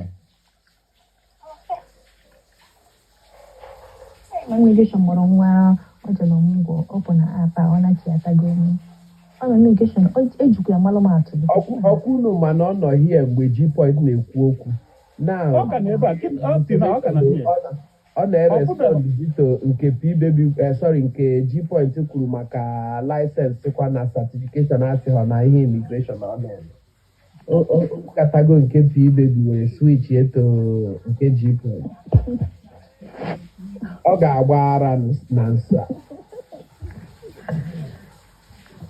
ya chere ka P-Baby bata ka ọ tọ mbata ka anyị mere ya unfettered access 100%, 101%. ọtọ m ka m gwakwa gị ihe unu na-eme agbasakwara m ihe gbasara ngwụ from now on ị ga-achọgodoro m kọntaktị na mba ka ewan m ga-anwụ anọ m Naijiria nọrọ UK onye nọ Naijiria achọrọ m ịnatawazi Naijiria unu gwa m ihe ahụ m na-arụ ọkwa unu n'obodo oyibo na-akọ ndị nọ Naijiria ọnụ ọkwa immigration ha so akọ ndị nọ Naijiria ọnụ biko gbara wasaga gị akwa gịwa na ebe a gwa m na o nwere game ị gbara na Japan ịnọ Naijiria na-agba game na Japan no ị nwekwara long legs ebe na-ewi na ego okay hold on egusi again ka m gbanye kamera gị si gị na TV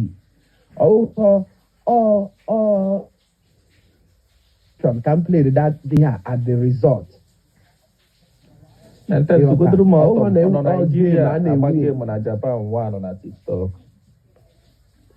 ya ka na-akọwara gị ihe a wee game m play at the resort ọtọ m onweghị ihe na-ekwu gbasara m iwere kọntaktị ahụ iwunye m ya sịkwa m garacha m aka jos wunye m de kọntaktị ka ndụ m chenji ataala m ahụ too much akwa ịhụ ka G-Point kpọrọ m chekeleke na adị m eriju afọ ataala m ahụ Adaudo gbana ya nkịtị ọ na-aghọgbu ndị ọ na-aghọgbu a na-eji aga Naijiria anọ Delta na-aga Naijiria na what are you saying? mba na ọgba ịgacha Delta na ịnọcha ịnara ọga ibi US ịchọkwa mpọ ikwekwene ka Delta na-aga everywhere now like other airlines. m ga-akpọkwara gị siti ịnọ Delta na-aga everywhere like British Airways or KLM or France. Onye si na onye si na flyer Air France emin ha na obi na France onye si na Ọtọ flyer bụ ndị ngwa a ndị gị na-asị siti na ha nọ na flyer Amerịka. Emirates Ngwa ọtọsizie m gwa gị siti nọ na Amerịka. nke a gbasara gị amaghị m ihe gị na immigration na-akọ ịrụwago with immigration ka ị na-arụ with finding Zara ka ọ P baby Enọkwa m biko ị na-agbarawa n'ụsago unu. Ịchọ ngwa gị siti ya ọ gba ọsọ edachilaka edachilaka respect go onwe go ma ọ ya m ga-agwakwa gị siti ị nọ. dachilaka unu egbogono m. oke fishgodile ihe ada achọrọ imezi ndị na-esu ọkpọkọ gị Ihe mma biko ka anyị na-anụgodo hapụ P baby ka o kwuru obi ajọ ọ dịghị ihe mma m ga-agbara ịkpọkịa unu ha ọsọ na mmadụ na app a. ihe M ga-anọkwa na app a na-ege unu. ala na-agbakọ immigration na-emekọdo datin G-point kwuru ka ọ na-atrai idebunk na wee were materatin kpọkọsịrị everything wee na-ewujuo biko ala na-akọwa kịtawa dị life here maga permit onye nwere access to that life with an account kpọwa the thing ka anyị na-anụ but ka hapụgodi P baby ka P baby kwụcha obi ya alright akwụsịgo m ha kpọwa gị akwụsịgo m.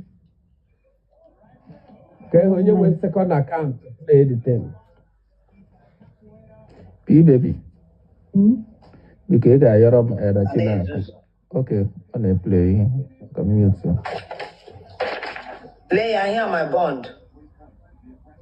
How do I come to big screen now? Expand. Then come. I'm coming. Okay. Oh, my friend, Let me go. two accounts. Oh, my I want God. to show some vital document. Let me show you where you will call so that you go and call it. Arab immigration. I want to show you where ọ you will chịpụtago call. dọkụmentị Iman and the legit. ala agbago ya And try me with my business. Yes. I swear down. I will Prince use Liberty, all I biko na-emere have anyị in recap, na-emere anyị recap. State government, state secretary, go and call them. dọkụmentị ka ọ kpọpụtara Here, even register my P business. baby, G-point dịkwa right. Record all your Ịsatụ na very well. immigration Call here. work a ara agba ya. Call them. No,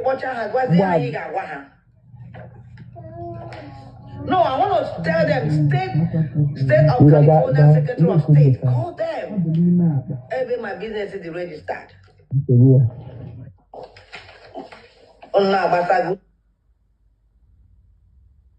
Use to pay brain and go. And the funny part that you will know, so it's very, very easy for me to make easy money. G-point ka ọ na-agwazi G-point or not? People go to us sometimes. Here and Igbo name, I need to worry. Leia, Cow City, Guinea, City of Los Angeles, California. This is the real license. This is the license here now. In Apia, this is my license. This is the logo. Dịkwa ka aga m ebido gawa with ihe immigration ihe ọ na-eme ka ara gbaa ya mụ. Don't bring your bitterness or one maybe bear. Una basaga po iri. Agutam for na magi challenge. No, I've got your certificate. I'm showing it. On paper Leia. On paper here the line says Otonadi. The logo in the here, Leia here. So good check it here. On a gada papa nonsense. Certificate on your phone. I watch it now. Go down to prove anything.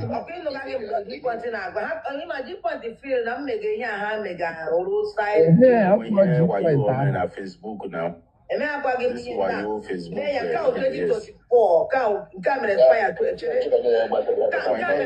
Facebook. Let the new one here. ọkwa ịhụ ya na ọ nọ na life okwu achị n'aka. Then another one. ọ sabago n'aka na ọ kpọpụtabago Certificate into my immigration. Certificate. one by one ka ọ na-akpọ So after the certificate, you now get a license. Register with insurance. I have insurance that covers my business. And if I'm doing business with you, like what I Benji with 3 more now, when I give me contract, he gives you my office address and everything. And with the whole thing, I made agreement how you will pay. Or when you give the money to pay full payment, and I may make tourist visa. What I do is family-based visa. Family-based visa is the only visa I do. A fiancé and for nurses. And I may make tourist visa. Tourist visa. Well, I want them to give instructions, more direction on how to fill your form. Here they know family-based visa. I got my business, so can't like him. When it comes to my business, but I've invested thousands of dollars on this business. Build my website. I did a lot. Money when Ghana my page there. Money sweet. When I never pay in down, to get about soon or America. The funny part of it is that it's only those that are in America. Yeah, I open any business in there. So everything I got shine here. Which I get there. Now, Radiant down all along with Polar Radiant. I'll be respond to you next. Because on provide rendering ways to evade the system and ways to arrange documents to meet requirements. Ways to draft letters and provide this one and navigate account building and co. Not only that, Autumn, yeah. Why are people when they kidnap respect themselves? Why? Why you cannot respect yourself at your age? We could do a little of respect to your name. If I memory, I swear to God. The same person now, Oh my God. Kahaga America. Na Pokwa eyes funding Kena America no Kebunaha. Go figure. How possible? This self listening to all this shit is just. I mean, can be that country. Ya no we are chokora kande no ano Kebunaha Nigeria. Why? Yeah, Autumn. Man, okay, G points ukudi ha. This is G points. I said G points na. I don't wicked. I don't like EJ being mad decision. And to see how on you defend the lay high keta. Yeah, show you now that make all the juice there. Ever can the whole ingredients so There's something there. Can Naje be the homework on immigration laws and certification and co? Before Bakuya, keep taking me a month or two, but I can remember my own homework. Where that done or I'm not come with people. Me, my shame, they shame me. Yeah, what just think I get a seminar about and they're going to give my license. I mean, no. Because now fake doctor when him producer. I'm not going to urban. They just find you good. Can have her website. Play.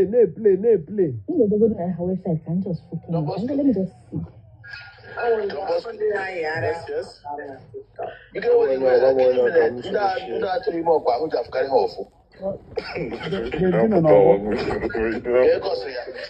Benji Ebido.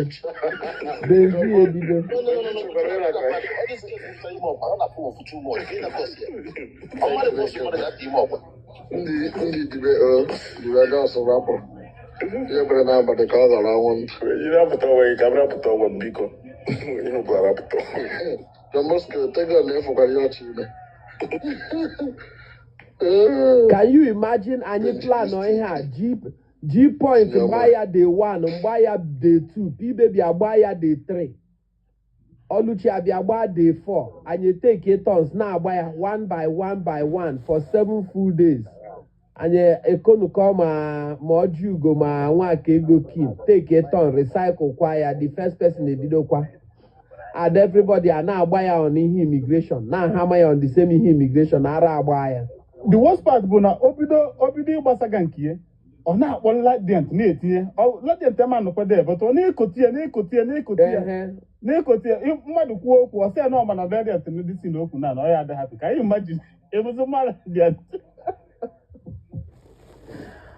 na enweghị nke ọ na-ekote sọ ndị ara agbani ka kwuo ka pibebi chukwu ekwene ka ara gbaa ya chukwu ekwego ka ara gbaa ya chukwu ekwego ka ara gbaa ya chukwu ekwego ka ara gbaa ya chukwu ekwego ka ara gbaa ya chukwu ekwego ka ara gbaa ya chukwu ahapụgo ekwensu ka ara gbaa ya chukwu neghara ekwensu anya ka ọ gbaa ya ara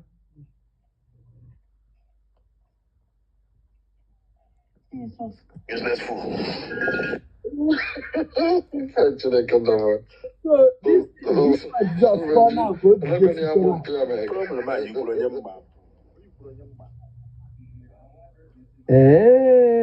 anyị ahụwago weak point ya akpatugo nwa agụ aka n'ọdụ and ịchọ ime datin itie picture ya ka people those people I may scam mmadụ onye a na-ekwu ịghọtago n'otu o si aba Ke website ya kanjo je ngudi na the website ndidi amaka gịnị nwa Groves. I just want to see what are you doing, but let me just look at the website.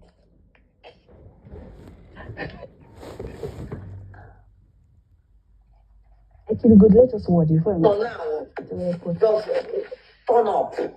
I've paid my due. I've gotten all I wanted in life. You know now, my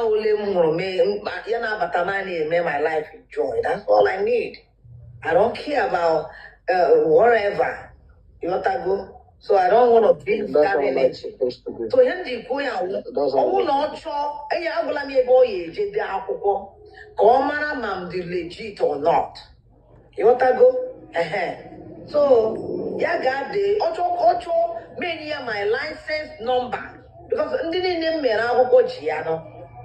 my license number now not there. Because yes, I need to what's the license number. Yes, with here.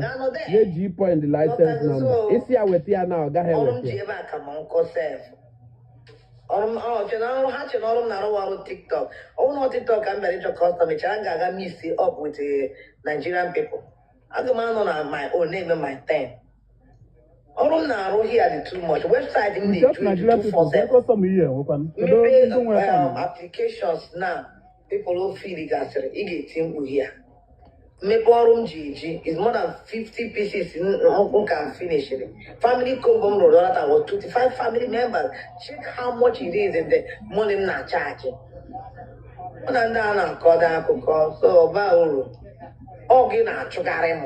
I like the way that the fact that she made herself as an enemy. It's better than to be a friend enemy. Exactly. To make yourself friend enemy, it's better you come out as an enemy. I'm not an enemy. Friend, I'm not so friend to call. Yes. You're friend, you're not friend. Oh, you even from now again, immigration. I'm a responsible married woman. I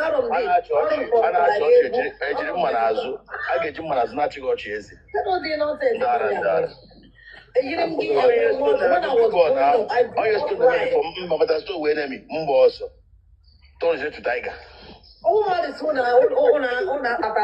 go and find money and stop finding trouble. Or when I'm mother that cause shit. To feel I'm down level. I carry go, don't be silly. You got to go. So, let's let me a license. You can go and write to state government on the name license, on the name approved from the onset. When your time, invest more money, invest more time in. I want an immigration academy. When we another business, na hey, go out. You think no man now no for be criminal? No, that they play. I think everybody will. Welcome there. Your friend come, Benji. If I TikTok, my TikTok without the Benji, you get more TikTok. If we ban a boy, you know, see my now all first class come, but I see Nigeria build with that. Every trip of man, I them all first class. When you're first class, even when I see the matter of economy, I'm an Igbo. After all, the difference between first class now, let's say if you're joining within local. Or just the first class now on you one about to talk about one to small speed in the economy. A lot to happen. The first class when they breathe on I feet. All time they want like economy can fit me well. Even little kids Now never get first from class. Nigeria. Oh, first class. Na dia offer ya first class as you know for economy. Mmiri na-aba na restaurant na believe me, very selective na ihe naanị mmiri ka m ṅụrụ I decided not to eat anything. I don't want to use the restroom. Once m ga mbara n'ime restroom, achọrọ m ịgba agbọ. I'm very, very choosy. You don't know me. I may not be a president's wife, but I'm very classy when it comes to classy. I'm very choosy. So, ihe ọma ọ na-efe efe. Once you near people that has it, you plan. You may not get it from them, but it makes you to plan your future. I've planned my future right from a child. When I find out that I want to find your future, you became a house head to your whatever classmate, which I don't want to be part of it. I've paid my dues. Yeah, what my son Give the code you told my son. I told my son 2 years, mama for Lord. My son is 26 years old. Oh, 5 years. 5 years. You are the one that find my trouble. And I may respond to one in a back now get out. I'm not to see you. And I'm for the abortion. Now you even insult me, insult one. Okwa Kiana put a plug anything like I'm just can go ta and a mail arrange. I have a husband that takes care of me and in-laws. Which I get there. I don't have for my car. Live your life. Baby, I mean, mommy, because when you will, I went to what you go. You may William. I want you get me one more. I took a take one almost like Romienda, almost be baby and the cleaning gozo. Or it's almost pepe here and wish. How about the give at you? How about the pen? Kebe haga hopano mona hino na boss na. Jakam na wagina. How about the pen? Ana ma joge se kebe haga hopano mona ha. Ana ma about to go. Obviously game, this is all this nonsense stop. You want about how to apata kam de me life mother apata kam de me life mother be big lion here ta. Where you go you never because the way about regular this you more. Just when I was gifted a big lion from an American person. Were you here?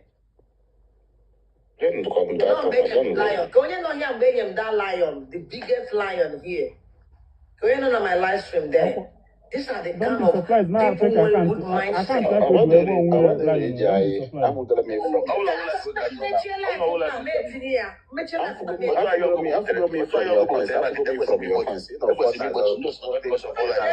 Big lion, an American. They will not support your live stream, even no matter how much you've invested in their life. Yeah, William Jerry.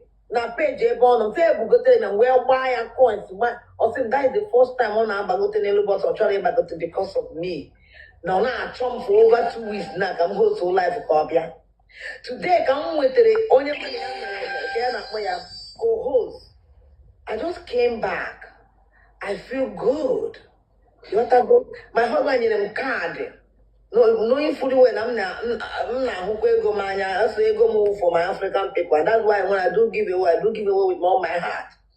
On them card, it's okay. I should go and do. Yeah, you on them card. That was yesterday. Can get up or got me him. Right? This cream came for the here. Or the coins. The coins came for you. How many there are? Came for you. I can't see it. How many? 40 something K. 40 something K coins. Okay. Coins, Guys, yes. see it now. 40 something K coins. Just to come on live stream that I didn't even want to come. I told maybe a live stream because if I'm not done my like if you're around in the morning time, right? Hey, Amy Don, you're welcome. I don't like if you're in the morning time, right? Do to gachara, hearing him gachara. Yeah, it was even yesterday come out and say, my love, you can't see go and take care of yourself. Maga for massage. Because we are here. arụrụ m ọrụ na ejikekwe my laptop here. Anọkwa m ọrụ. Arụcha m ọrụ azụ na-agbụ m si my lord that my back has been aching me for 3 days now. The day before yesterday, onye m card, I should go for massage. Unu mara ego le massage na-akụ here in America. Owo obere ego na nke ndị Chelsea ka Korea mama ya na-akpọfa. Mechaa that one pụta. I made pedicure and manicure. I'm so okay, come tea nails. I don't really like to put nails. But when the tea out, my husband likes it. You know, when I say, honey, I say, oh, it looks beautiful. And I like red. Oh, yeah, diamond ring, red diamond. You know, I go to red diamond, nada. On the other hand, use red diamond a lot. Yeah, you need to go for that one. So book out this that tell him up. It's only hot. When you go No, but I want ending today. All of them go to jail. They go see. I will just show off all. That's the same thing. If we need to go Java, you can't change it. You can't remove it from people. Money goes to jail. Since immigration may be TikTok, August in Rolling, until not to make a thing here. Now come as well. Comment section. Hey, I could welcome them. I don't come now to in a comment section. In my head, throw much more. I don't know that life, yeah. If you let him know that there could be a massacre match was here. Come no quiver, yeah. I'm not going to show you the match because I was so happy that he was able to brag. Come on, as long as you are alive, you're a bragger. Every woman being brags. What is a bragger? Who is a bragger? A bragger is somebody that tells you if you may go now, you want to give me or you want to achieve. All can do Nigeria shall fear. But to me, it's a testimony. To me, it's a testimony to tell she baby right there to be steadfast, to have hope that if I get to that level, then I'm gonna get that level. It's a testimony for somebody out there to hear that gotta know this level. It's a testimony that from glory to glory, from grace to grace, grace to grace, is a testimony. But some people or natural people to show the goodness of God in your life. They want to be the only one that will show the goodness of God in their own life. They get upset. Why would I want to get upset over your progress? Why do I want to get upset over the blessings of the Lord in your life? Because I want to go that far. I want to achieve that same thing. Lamborghini. Is she almost 200 million naira? Oh, that's the man at TikTok. Now, when they use over 200 million naira within 3 months. No. Because gini, aga fena stage ahụ. Mgbe m dịkwa ka ya, erikwere m ego mgbe m ga-eri ego na level m ga-eri ya. Ihe m nọ n'ime ya gba ime gịnị? To show people how to fish, not to give them fish anymore. Because I stopped giving fish. I stopped giving money. I stopped giving fish. You know, I feel like gather. What I know that progress makes the enemy gather. It's only progress can bring enemy close to you. It's only progress can make the blood-sucking demons be against you. It's only progress that can turn friends into enemy. It's only progress can make somebody who is in the same line of duty with you to get upset. It's only progress that attracts enemy. If you are a lunatic, it will never attract enemy. Who is an enemy? Enemy of progress. If you know game say, when she watch it say, she knows she had the oversized nankete. You got to go because all we are called it are just like teasing it. I'm not as wicked as you people because I don't chase nobody around. It's only a low life chase people around. That time I will use to chase you around, I get into here to discover a new business. Only business is it now. Ever come no. Only when I made co-host is an American. Or saying, I just like you. I have a community. I have a community too. We can merge and be one community. They came into my live stream. That was the reason why I stayed this far. They came into my live stream. We all stay here. Oh, she won me 3 times. My baby girl, she from nowhere, Piam Big Leon. I won the 2nd time. She even sent his friends all over, his community people, to come and cheer me up and gift me and power time. Why would I want to connect with such people that have great minds, mind of growth, that want you to grow, that is growing? This is my nature. I love growth because I know that all of us are work in progress. Egana now, he maintain the staff to go.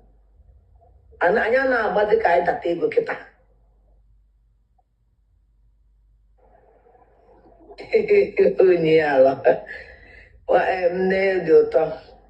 You want to go?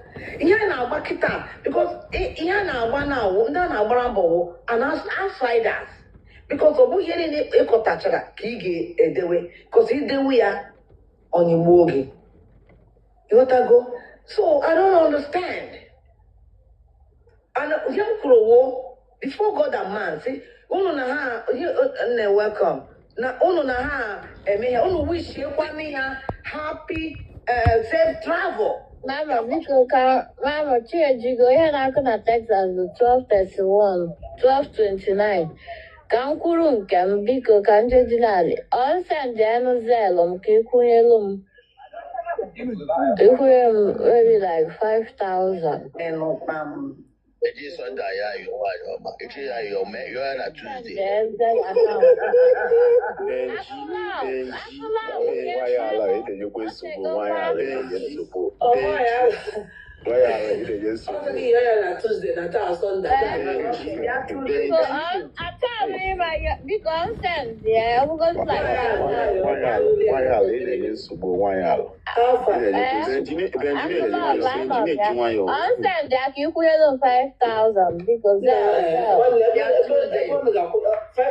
Thank you. They are telling you comment section. They are Tuesday. You will get it.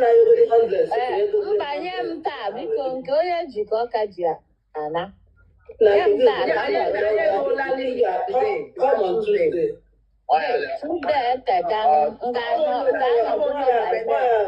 As love is people na go na dey on Tuesday. And the nego na yo you know because na 200. Why ya lo bam lion here?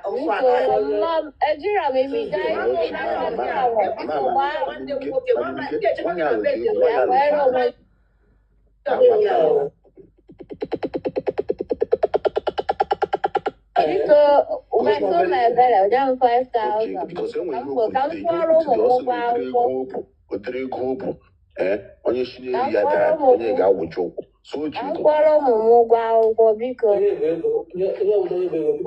nwanyị alọbi ego nwanyị alọbi akụlọ nwanyị alọbi biko ya nọ ya ka gosi zata obi ike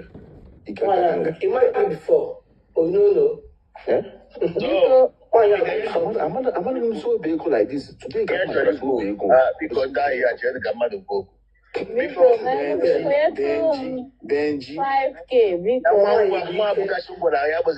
this guy a fellow baron for graduation. When you can jog it, why you made that comment? You say play now a crash, why you get ya? Imige mụ na gị dị na mma ebe ikwutere m ga-agwa gị ebe ikwute m ga-asị gị ikwute ị gaghị ikwu nke ahụ lee ihe m kwuru asị m ịma na anọ ya abịa ya gbagote mụghachiri na ọ na-abịazi sef ka anyị gbaa saga mụasị rabe ọwụ n'ụtụtụ a because I need to get out, go somewhere. So about the videos, man, I say, we have to say, issue even the same show of wow. So it's the make show of how problem this bragado. I thought it's only recorded. I believe that. So you want to go market to watch, yeah. ozi shoe ya nti shoe gị dịkwa oversize like okwesị shape now go ọchị nose ka my late husband na like ịkụ the thick one on here mgbopụta igbe gba ọsọ the thick nose original ones so ọ na-shape ya and isi ya gbadata toro ụlọ so ha na-emezi ihe ịma na-eme otu a gbaa m coins gba m si na ịmago na ọ nọ na air network ya na-eme ya m si ya instead of you people get wish you go there safe trip. Unangana and say menka. Una mama plan yoga crash. Oh to shikuya. You know me if I say something, I don't deny it. Mama, you kuru. I think him no ga crash you. I think I'm not crash you. Emiga, you say na ima it does you could have played a crash. I think I'm not ga crash you. No. When you could have. It's it does you could. It just check. It's all of that.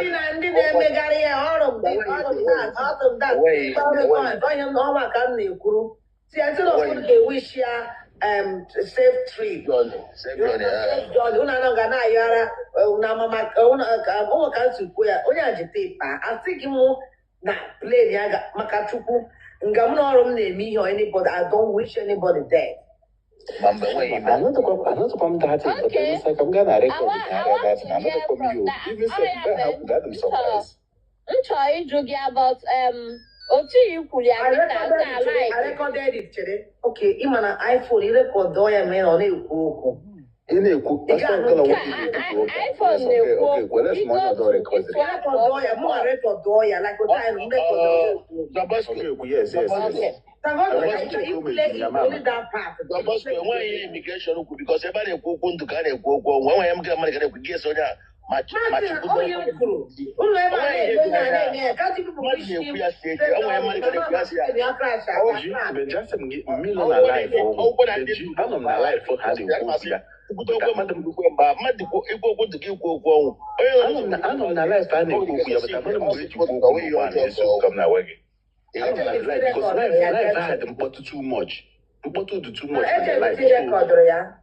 You know, I make a chick. Oh, yeah, I was saying, legal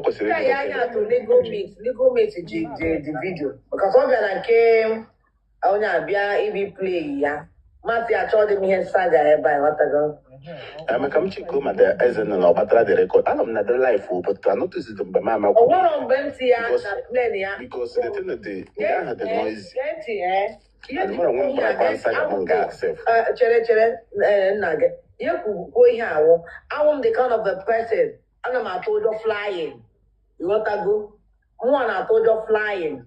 That I've not gone to Nigeria because of the distance. Like Delta Airline, when I didn't get it, so Nigeria. You want to go? When I didn't get it, so Nigeria. I can give my flight ticket now. So you know what phobia for her? Yes. Oh yeah, man. I don't allow 5 distance. Yeah. Come on, I didn't got it within here. 6 hours, 4 hours, 5 hours. You want to go? So all you will pull that thing because you don't need to go to a plane. Man say, come on, go. Wish you safe trip. Listen to it. Go and let them play the tape. Okay. So I will hear. I will compare. I will compare because I'm a more better.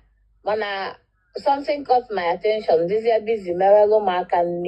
I didn't hear where equal anything, but when I heard it and it was when I say, but equally, I don't like it. Check and waggy miga.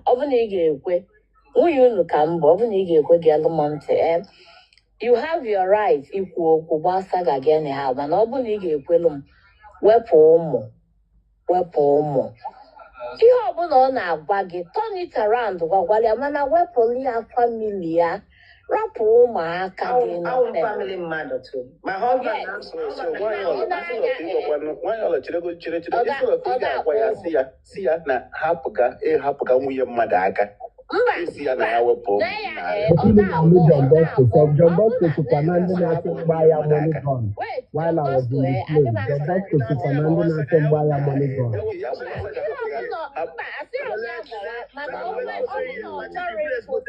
for you, why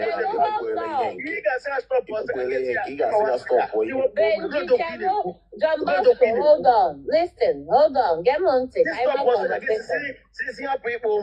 Let's have this conversation. Over here, back. No, he ain't got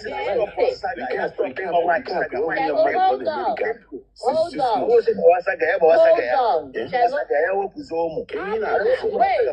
Wait, Chelo. I'm up for the meeting. Why I equal with them?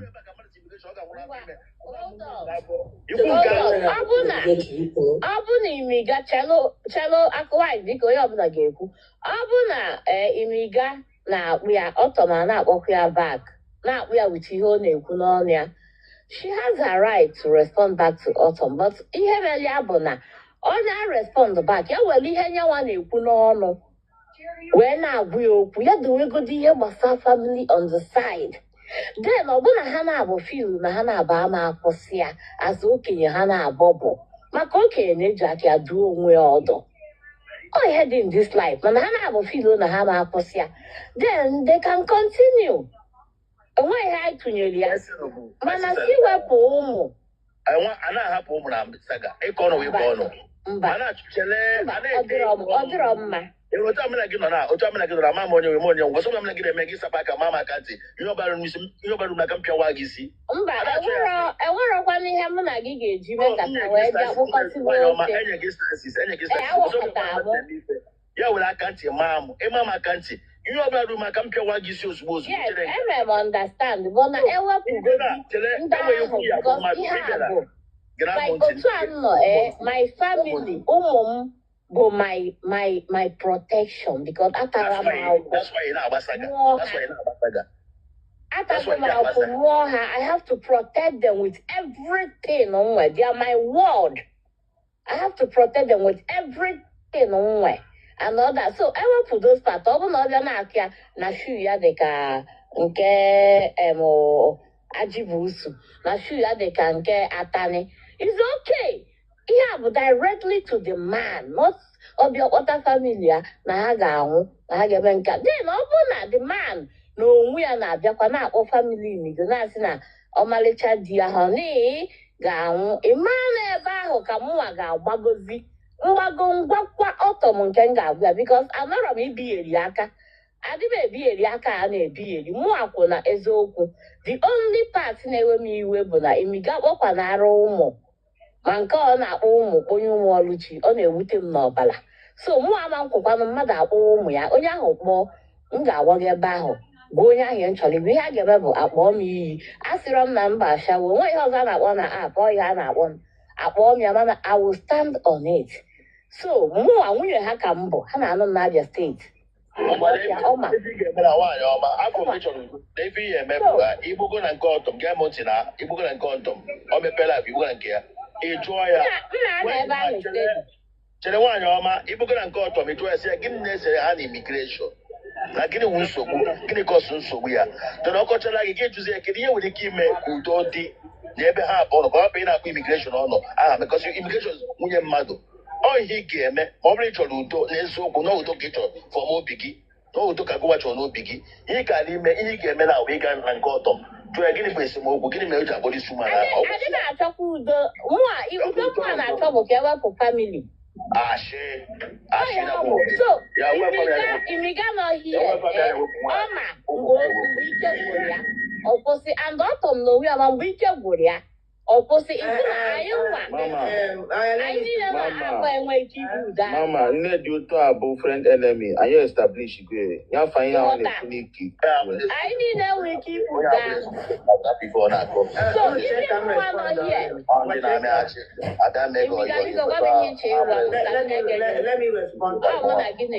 Let me respond to her. Let me respond to her. Yeah, go ahead. I'm clear you go the Oluchi part first. I believe na Hanaha more na that live stream the records hanging among Jigas. I believe Hanaha Mocha in Oluchi na Wam, which I hope I do. Or the Kaha or whoever Oluchi ne Wasaram a court toya. right? For more than 8 months, Oluchi na gum, na body, na param. Bogide. Then when they make construction here, my family people were now said na ayaga never because of chemicals and whatever and one aga never because all them get take care of them now and man na home now they work from home. A arrangement to the ever they take care of him and I got in the the oxygen na amoze mwa eme mkozo ona mwa ona husband killer for 8 months. Okay, 7 months. Can wait 7 months before I respond to Oluchi. How do I respond to Oluchi? I've never responded to Oluchi. It was Radiant that has seen all these things. We left the Bozozo's community since November last year because of Oluchi also. I just decided not to engage because I'm that now. I got me away from my time, my money. I don't want to be feeding dragons. Like I said this earlier, I don't want that. Let me stay away from some certain things. I stopped doing giveaway randomly. Only some people in my community now then on my page all the time, right? Now, when Radiant faces here, before Radiant face here, it was main keep no mere. Yaga Brooke busy body, Yaga Weba. Record here. I know here. I know my foot. That was how I now came and faced her. And any word I use, I'm proud of it. Any word that I use, let her pray. Can her pay home in person? Oh God, it's funny. I'm telling you. Because all home in person. Okay. So all that angle because Opogamam or Param. See now Param now my no one day how no money. Because I've never lost any sister. They matured apart from our last baby by the Nawata. Can't remember we will be 2 years. You got to go. That was wrong. Okay. Now, then I don't know like that, which is not right. You have rights to equal Gualopa. For 7 months before we replied her. You got to go now. Secondly, he came for me unprovoked. I'm not Unumonyo or Triabam Saga. Unumonyo before. You don't know him. That was 2 years ago. Honestly, to be frank, I'm not the Afro was saga, but no oh, go on my hope. Let me brief your people. The first time open the app was that was it. That was the first day I wanted all the can was second one. Guarantee everybody here. Even though check I'm happy and I'm like in my analysis, analyzing things accordingly. And I'm a chief needing on my brain. I want to God him very talented in remembering things. 2 years ago, Oyama Wonye Sim him what are you doing in Saga page? From church page, didn't make the church. After 3 hours or 2 to 3 hours, I now joined Bozozo platform for our giveaway. I name it. Bozozo say, Mama, that Sunday, Nika Gunia. Niaka Shoro, but I may Tuesday, Yaman Job. I know not Bazin Kata. That is how he tagged me. Match your Chimano the man attack in the comment section. You got to go. Man, tag I watch. You say, no, here is no Saga page. This is where we do giveaway. And as of that time, Saga had the big down hot. The all misunderstanding. That was when the community has a lot of love. Then I'll go ahead, Dozie, and your baby, Goya, and all that. until the one I chose Ibi Kurumoko na K Empress. Ma say, I don't want to engage with you. I don't want to talk to you. Then I'm not in the comment section. Ma happy and K Empress. Bien and K Puzzles. Or to not come, she be bien and K Puzzles. One go take it in the comment section. I did not pay attention to him. I don't know what he's looking for from me. I'm a married woman. You guys know it. I respect myself when it comes. No. You got to go. So now, yeah, I'm going to take in a line. You put more money na water never.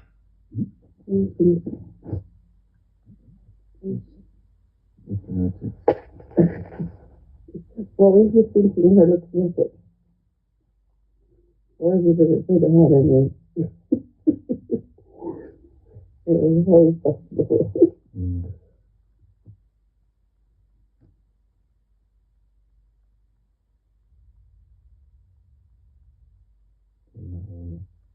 na-akpọzi ife onye metụrụ anya Gazi anya mitizi m na abụrụ na achọzi ka chibịa gbagote na-ekwu okwu.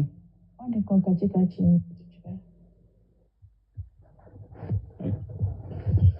Say no bro Africa can le o nwere picture na ask him na all only South Africa here. So all this the guy in South Africa say you are a scammer for bearing the name of the same person into the profile here and you are an Igbo person. That means you are not real. You know that you are not real. You know that so yeah. You know that Then when we go back and forth. Before God and man, I never spoke to this man. You're not made me engage. And they are not that she. More than don't happen here. You can say, man, at least come go to the hot go to your corner, come go to the hot the record here. I say, Mama, you're bad.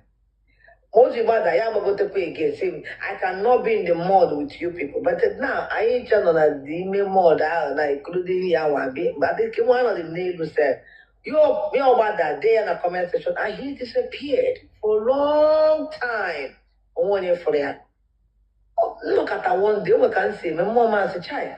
Now, because that time I blocked him. My mom and I blocked him.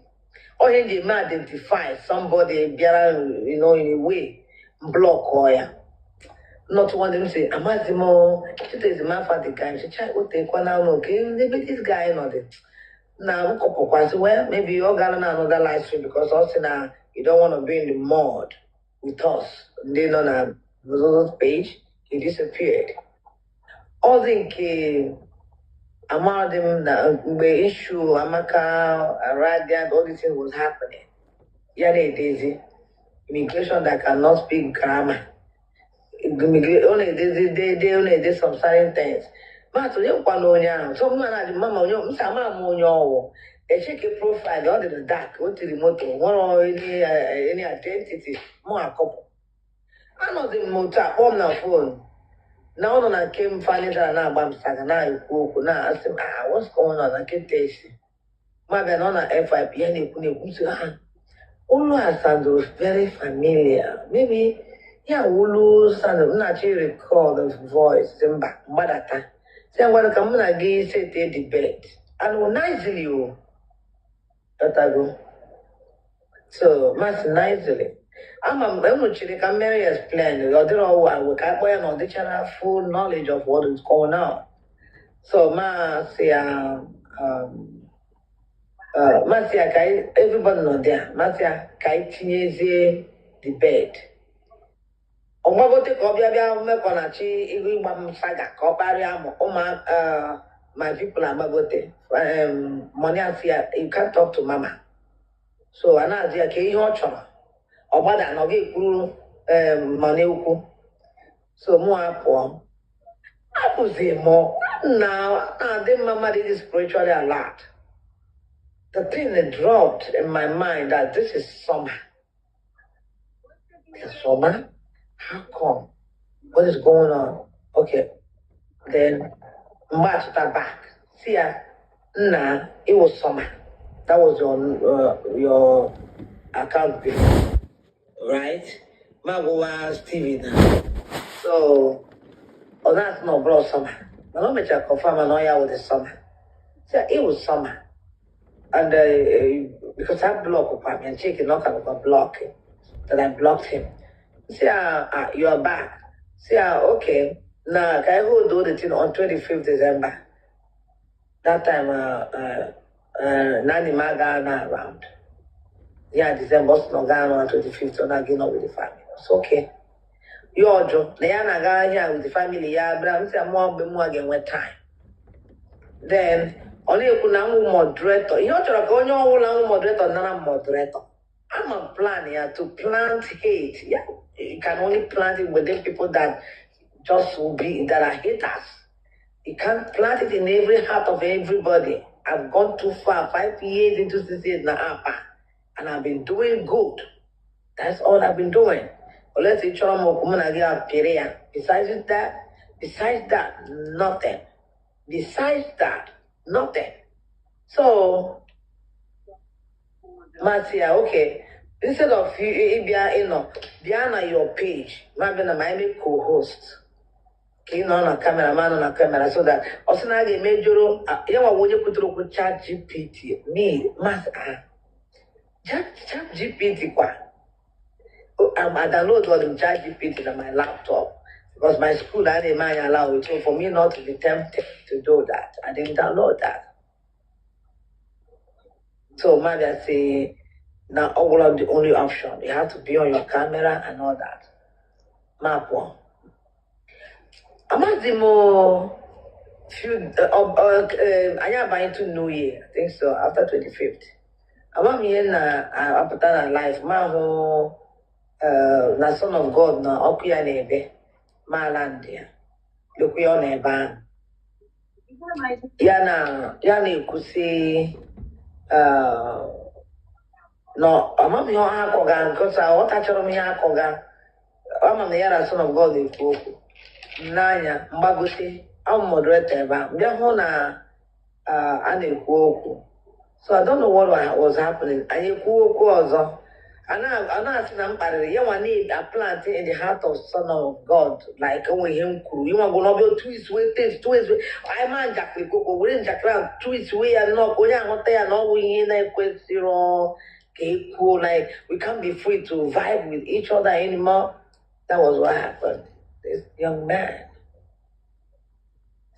Asị agbara pọpa si na m bịara ime ya attack ebe ahụ gburugburu na mụ achị ebe ahụ pụọ mechaa Son of God tukomechi life ya ọ dara ada mepekwuru again ya gazie that thing with Buzozo's page.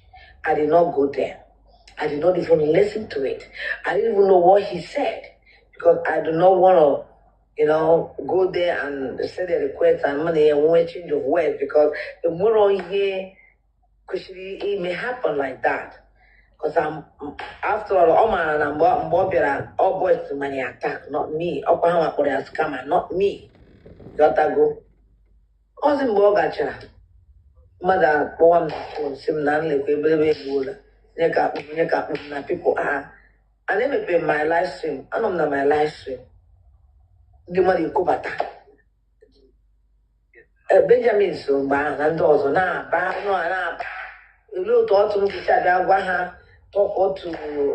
me the way he said it about here. So it look we were like him said I don't blame him before God and man I said it here. I don't blame him for Benjamin, you know what I said? That was what I said. Now all for game one. He never succeeded. Yeah, were Mamiri, Tieniho. I'm more than the woman jealous and about the woman. I don't understand. Me, I don't know what jealousy is all about. Dim Gangwagi.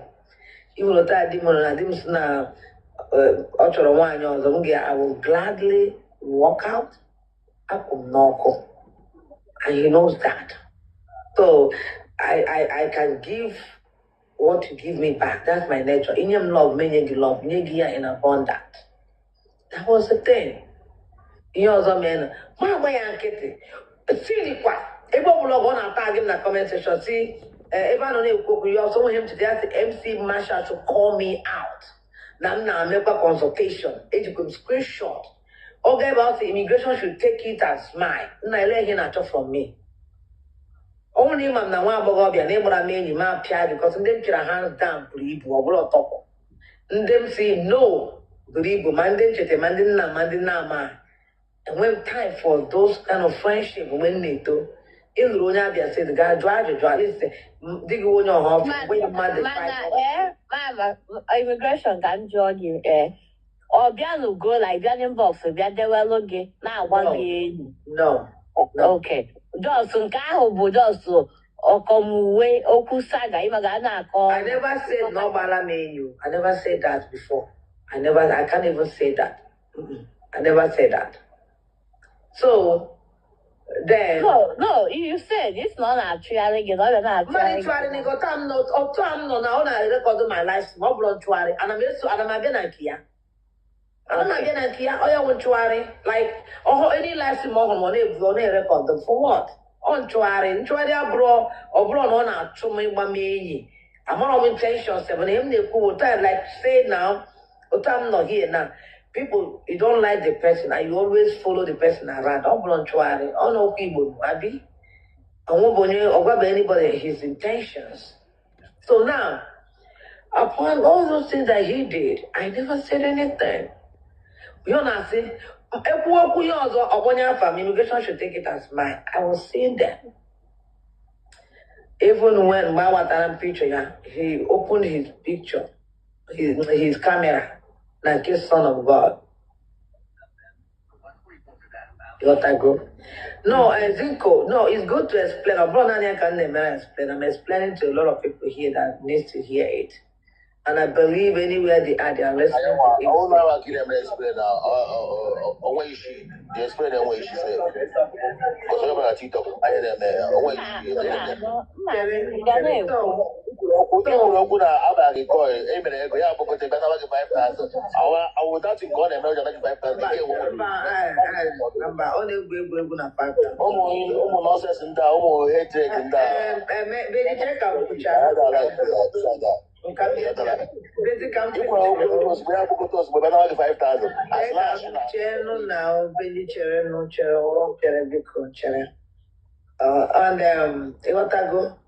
so yeah, not chugare kwam. Over here, the immigration, we should call immigration out. Now I'm make a consultation. If I want to do consultation, I will give me a consultation because I own a business that people consult me for me to do business. Alexa, stop.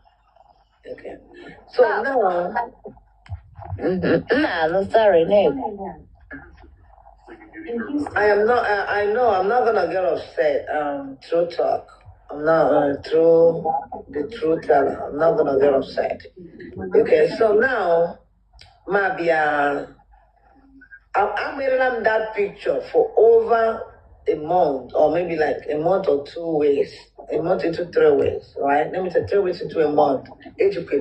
I never opened my live stream. Making fashion is all the ideas you can have. It's like What I go and aging the picture. Oh no, I want to put our aging picture on. But I didn't do that. I kept it until the day he provoked me. I know I came here. I know MC Masha. No, I came here. What I go and only I don't know talk about me. People are not seeing me to get. Kangama was also saga. This is my every country we operate. You know what go? So my bank until mana MC Masha Abia like we are even when I think we sometimes it was not even a serious thing until he get in the way, but there's the MC Masha, then you will pray this person Nam Bruzi at that place. From there, the man she had to get in my last stream then. And when many address, I never called the children. I never. When he started instigating, bringing people's children, instigating them, talking left and right. And then, you know, me one rubber. Then for me, I don't know, weak point again, when you give that, you respect your wife. You love your wife. That's the same way my husband respect and love me. So, he started talking about my home construction even why I know I say, he starts saying things, recapping and talking about my personal affair. Then you involve my husband to talk about my husband and his life stream. Over again, 4 months and before I now responded aggressively. But I go. So I back, I know. I can go do my anako. Fight out, go ya physical, and anything can go. Oh, never on us in war for police. My mother does understand that I want bishop. When we inspector. But my mother be alive now, no gone on us. Mom not again gone for the mom I go away where like mama to get it. In Nigerian police, for you to serve 18 years, it can't be the same. In 4 years, they give you a corporal. In the next another year, they give you sergeant. It's all for 4 years. In a growing for 4 years and the fourth. And they want in a police now inspectors. Lot of go. So when you start calling me names, talking down on me, I'm gonna use hang break back. Kaka would all know what can what of whom we are physical? Am I hanging me? John the Mama Ben on Nigeria can be very aggressive if you come. Oh, the madam, they got full my physical, JJ, I'm making a forget that Sawagi. If we are alive, you know, go like them. Come go back the truth. Maganga, we are the Ekelebe, I got the rough handle people. Masaki Uru giant. I'm trained to do that. For your name in a lie, all life guy name. Oh, guy, mega.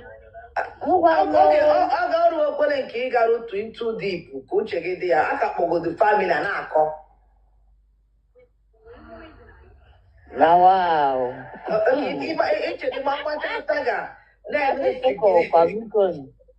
Amale atango before ya wuli okuro for him. Why ya kota ije? You can call kota ije. I don't back down because I don't look for trouble. Ichoromo, anamano. Ichoromo, I defend my okay. I know tell me any honestly, we had in an ever come cow. But I'm a mumbo thinking the life of Zuzumaka Mamiri. So other ones, I know how we are maybe a gabum, but no. Mbamada bata, pay her never. But see how you could you check here, Igbo Wagi is opening more beginner lobby. You feel owner. Each of uno and there, I can access a lawyer as adults. Obuno Lugi, if adult, I think I waggy here, man control looking out about adult, man control ya. Mana, yeah, I'm waggy, umagote, never longer walk the same thing. So, if you don't know Rugina low biggie, Lun Chokun Bedo ya, yon boyalo. So, I think you can stretch ya, kaketa for peace. Ebe ọbụla ya nwa kwujọ ọ sị gị ngwa eweliwe ofu na ịdara ada okwu gị nwa ewepụtakwa aka gị stretch kwasị okpofu adala m ada okwu tu ị ga-eme nwa ya ma asị gị ka eme ya ọ dị ka ọ dị possible n'uche obi go from your inner obi nke inner nne ị na-anya hụ na akụ mepere life na-agbara nwa egwu m taa. She from Igbo, somebody, an American person, is a co-host. I'm a co-host. I am biggest lion. I'm making my life, and I'm a following. Even the videos I have to channel, I'm making it myself. What did too much? Oh, you lock on my WhatsApp. You have my WhatsApp before. Later, 1044. Yeah, lock. Yeah, video they matter to channel. You may pay her from here, give her now WhatsApp. My miss call my son, my mom, you know, which I miss call, which I direct calls here. If this is, I can't open them, then I have to transfer my WhatsApp to this one on Njina. I have not even listened to them. Because more, actually, maybe with my other page, maybe a cap, maybe and when time for all this, I want a mom sharp. Only go make them more quamo, who go to a back one car. But as for me, I'm a peaceful person. I can marry him or then I'll react. Money make it trigger. It's for you to react or you say you will react. Right? So for me, ya no wrong with a man or wrong with Amaronyo. Yotago. I don't think we're gonna cross paths until we start searching for each other. Because as it stands now, all my baby, I'm not my baby. Mana, we in a guy, kocha. What I go? Why? All I don't you know, we are no wrong, man, no wrong. There's no need money to make peace talk because a lot has gone wrong. The only thing, no wrong again. Nika na kuchokwane barasaga ya ha bia barasaga ha onye tun medure ya puta barasaga ya choi barasaga barasaga ya onye chokwane mezie barasaga ya akwimiga akwima na abụkwa ntim ọtọ mana ọnwakwa ebe mfụ ọ na-akpọ gị na-akpọ di gị na-akpọ yourself abụ m tim ọtọm enwe ebe mfụ kwa ọ na-akpọ gị bata afụbe m enwe ebe mfụ ọ na-akpọ gị na-akpọ di gị na-akpọ your baby. I'll point it out. I'm being real. I will point it out to his face. We are the area. Mana afụbe m mana abụ m tim ọtọm na-eje ebe ahụ relax ya. Like otu ọ bụla o mepere kịta aka m na ebe a relax cha ọ na-abụrụ m relaxing zone just nnọrọzia gị naanị na-aba ebe ahụ bụ therapy for me. Ị na-anụ mgbe ọ na-afụ anụ asị once you root na immigration on bad we so iso na ndị we ahụ send it to na asị mgbada FC mgbada we ngecha ya no we ma say war ịghọtago. Sorry. Imigakwa ifugo na-akpọtecha m nwa m. Hey, ụmụ m sorry ụmụaka. Oh, hey, Chineke atọkwa m ịghọta.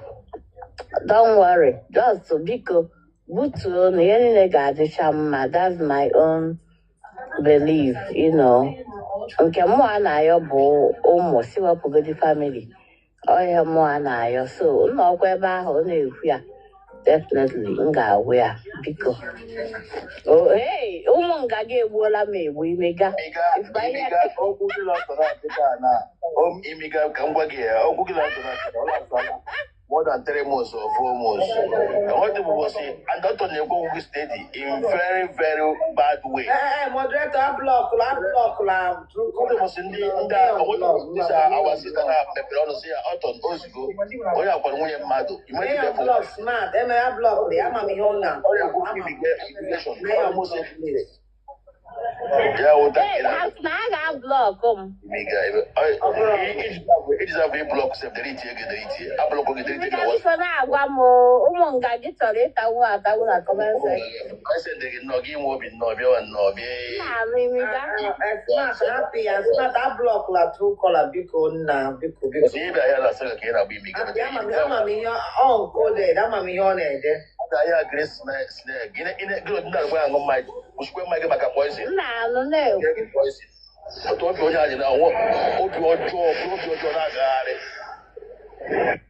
even o nwere mbọsị m hụrụ one video m na-ese ọ na-eme eku n'okwuchi m si ọkwa saga na-agba ebe a kwere ya ọzọ mezunara m ala nwoke a eziokwu ebere m batakwara ya that I'm just like I'm a woman I have feelings as well. I was like, what happened? Is it gonna pound? The name is I put a baby gị mọgụ ị na-anya hụ na abebe emewe ihe wii kpọrọ ndị mmadụ gbawa saga ghọtara through all my moderators it's okay all my on blog okay biko na ụna blọkụrụ onye ọbụla biko hapụ ha onwe onye akparịwabeghị nga ụna akparịla mmadụ. They are just expressing their feelings. There's no insult. So the thing is on TikTok. Oh, because that's not a fake account. It's not about fake account. Oh, that dress, Mama, the only one I know. And I don't know how to. Oh, Moa, and I don't know how I and I don't know how to. Problem. Yeah. ụlọ na-eme ọkpụwa recap ya onye ọbụla ga-ewe recap mụnwa sef ọkwa m kwuru ya one day si na m ga-abịa ebe a mee ọmụmụ mee ya blọk bịa gere chịrị ọchị Mama, obodo ọ sị na ị na-anọ there with fake account. Ị na-eje ebe a with fake account. mụnwa taịm ha tụ o ji akpọ ya ka m ji ehi ụra ihe ji nọrọ ebe a ụdị sin na-ekwu ihe a mụnwa ga-anọ n'elu go gbara Taịm anyị California ji gị nụ 2 hours aga gị na-akụba unu. amara ọnụmụ taịm mụnwa na-arakọ Gị na-akụba unu. gị na-akụ na 11 12 11, that's 2 hours kunja guy because I have 112. So time o ji abụ ịka mụ anya anyị nwabụ ihe ọ na-akpọchi ya oge ahụ ana m anọ na school because efinishere my class for this season na-alaba n'oge alụm na-alaba ịbụ na ihe mere na apụrụ m apụta ghọtaga ana m alaba n'oge di m bata m ụfọdụ m na-abata di m ehiele mana di m abata mitie m ebe a ga-emechie nri ọ na m eribe na ọjọọ ma mgbere anya ọ na-si eri na ọ na m eribe ga ọkpọlite m mụ na ya lọvụ maja hapụ lọvụ ga-eme na-aga wee dịka akaụntụ si kpọgodi m dị afa ka mma na nga amụta ya ekwụsị ife ya pụọ n'azụ klasị ọnya na-ekwe gị ga-ejide nwa ya asụsụ ya nwale onye ọcha bifọ n'azụ n'obi ọjọọ imiga kagodi gị ahụ ị na-aṅụpụkwa di gị amụ ị na-aṅụpụkwa di gị amụ ọfụma onye ọzọ mpa zụtara n'elu ụwa ngwa jee nkịta jee mechie kịta nwa ya otu ọ na-arahụ imechie Ijos bupụta amụ tinye n'ọnụ gị mba ike agwụ na ya ọ gara ya ike a na-agwụ ya gị n'ụdị gị Ijos bupụta amụ kwụrụ n'ọnụ ebe ọmụwa ka benji ga-ekete Just ịpụta lee ya ọkwanye kamera ka m gosi gị bika ịpụta otu a gị ga-esi kpụrụ amụrụ immigration, I want to say something. Yeah, Mama, I don't know. Who on the right handwriting on the wall? This lady that just came up now, distract your life, Ọ na-asị na ya anụbeghị ebe a na-akpọ nwa gị na-akpọ di gị but na ị na-akpọ nke ndị ọzọ and gị believe ya na ọ nụbeghị ya.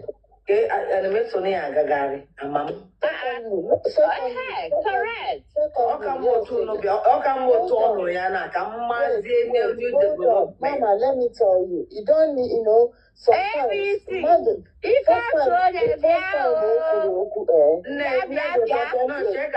don't allow me to talk. Please allow me to talk. If immediately Obagotere Eluku, sincerely, Onya your friend enemy. Onye na-ekwu okwu a bụ Grant na-ekwu okwu a, but the voice na sound of Cynthia. That Cynthia na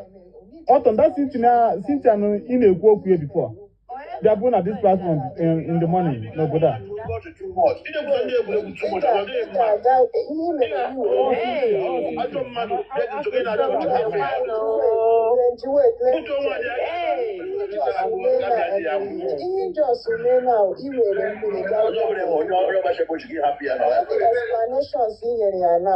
I'm telling you the truth. All the time waste.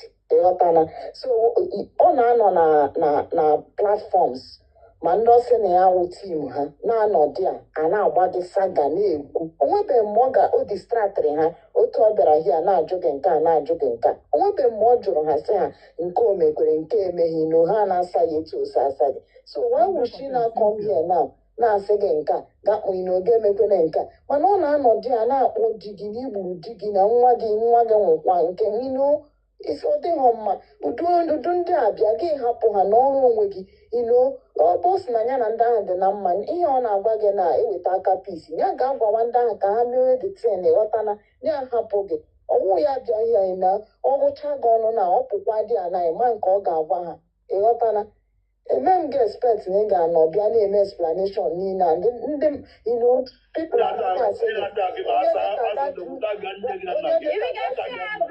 now. People need the explanation. Moderator, so happy. I'm going I see how I drop us now. I drop Okay, I want moderator.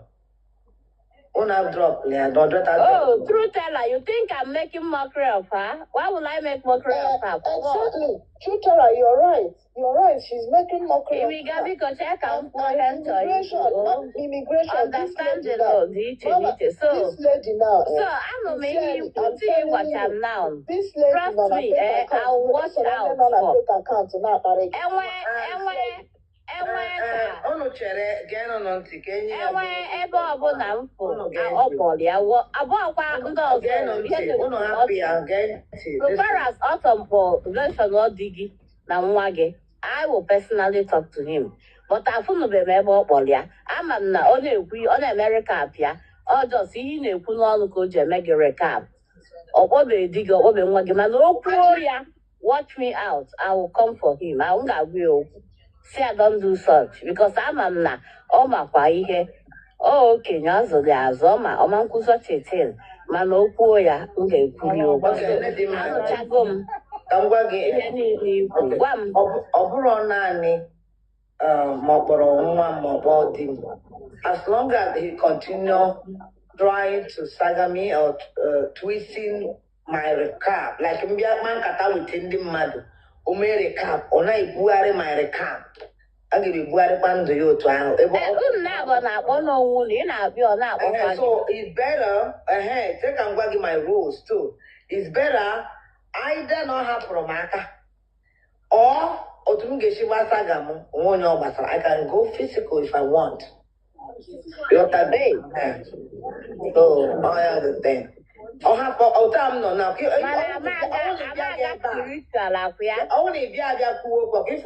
was not even engaging. Like I didn't business a laptop near me and my system, right? I was not even engaged on to give you a advantage.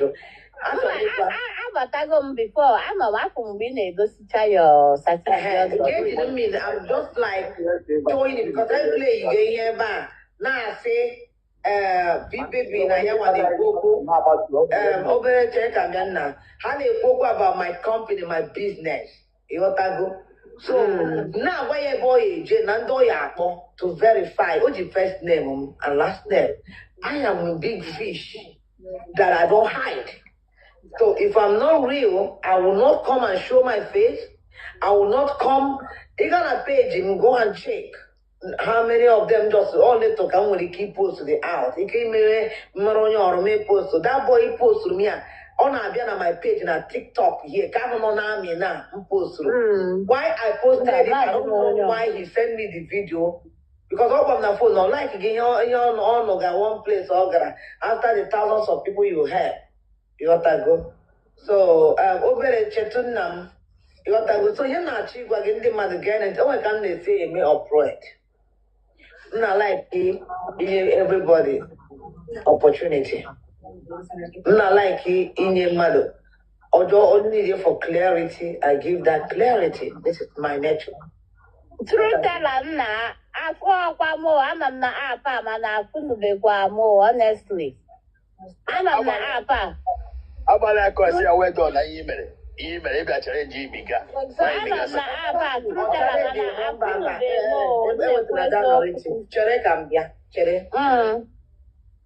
Emma, we can see me operate. Go I'm coin. Because the whole thing is recorded. Thank you. Now, block this idiot. Block all that fake account. Onye gba nwa ya alụ gift na ka imiga na efisi block ọ gba 500 coin. Yeah, but mama, they sent her. They sent her. Grant the chere kwano. Yeah. That's why they sent me grant. Grant in a Chadimayo, they can come to na why grant. It was na one give you here na call you. Immigration or signal Mariambo. What do you mean they sent how can you come up? The first thing is Mama, give me 5,000. You're just invariably. Wow.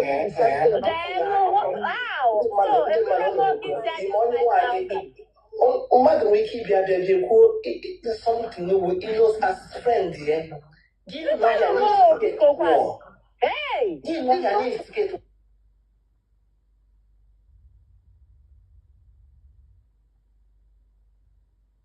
Mmadụ ebuturu ya. The host is busy. Mmadụ ebuturu ya.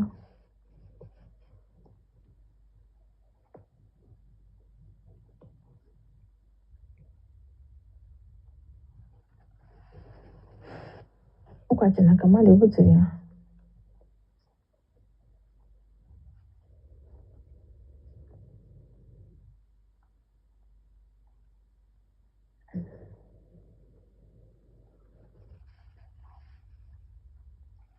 I don't know who dropped you now. I'm on this stupid moderator. Not really at first. Why? But there was no harm. For me.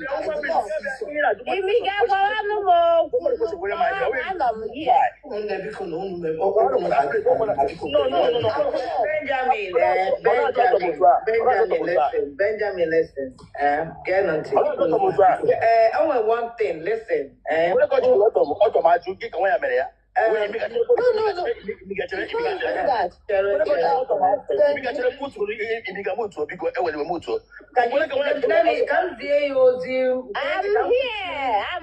Talk to me. Talk to me, please. Go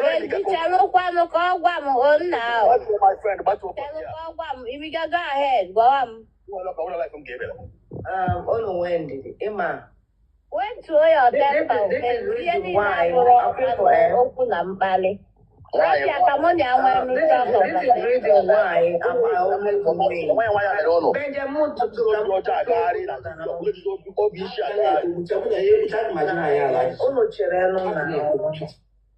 this is the reason why I win. This is the reason why I strive harder. This is the reason why I'm always a winner. I give listening ears. Ukuma wonante.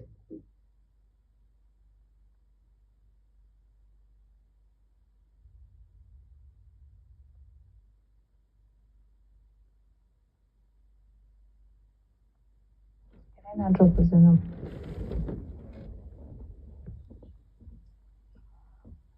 Watching that.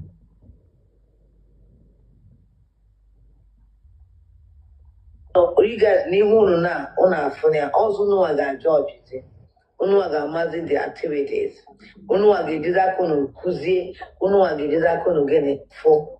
Oh no, but ever now I did not listen to her. A lot of people got say wanya ona anonte ona ekwe or ma obiara nkoma ma obiara nkojo. Oh yeah, chias na only bera be mmadụ. Inete chai ona wa mugwa ga gene apia. Ejiri nyogo, ejiri mafo. Obiara be m. Oh, somebody I've known for over 5 years, right? I've known her.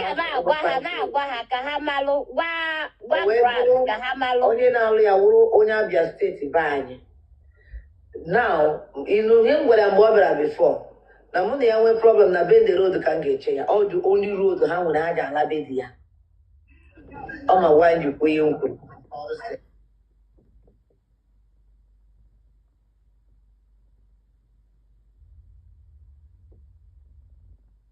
Ụkachinaka. Ọ team ụlọ immigration bịa na-ebute kịta. Ụkachinaka.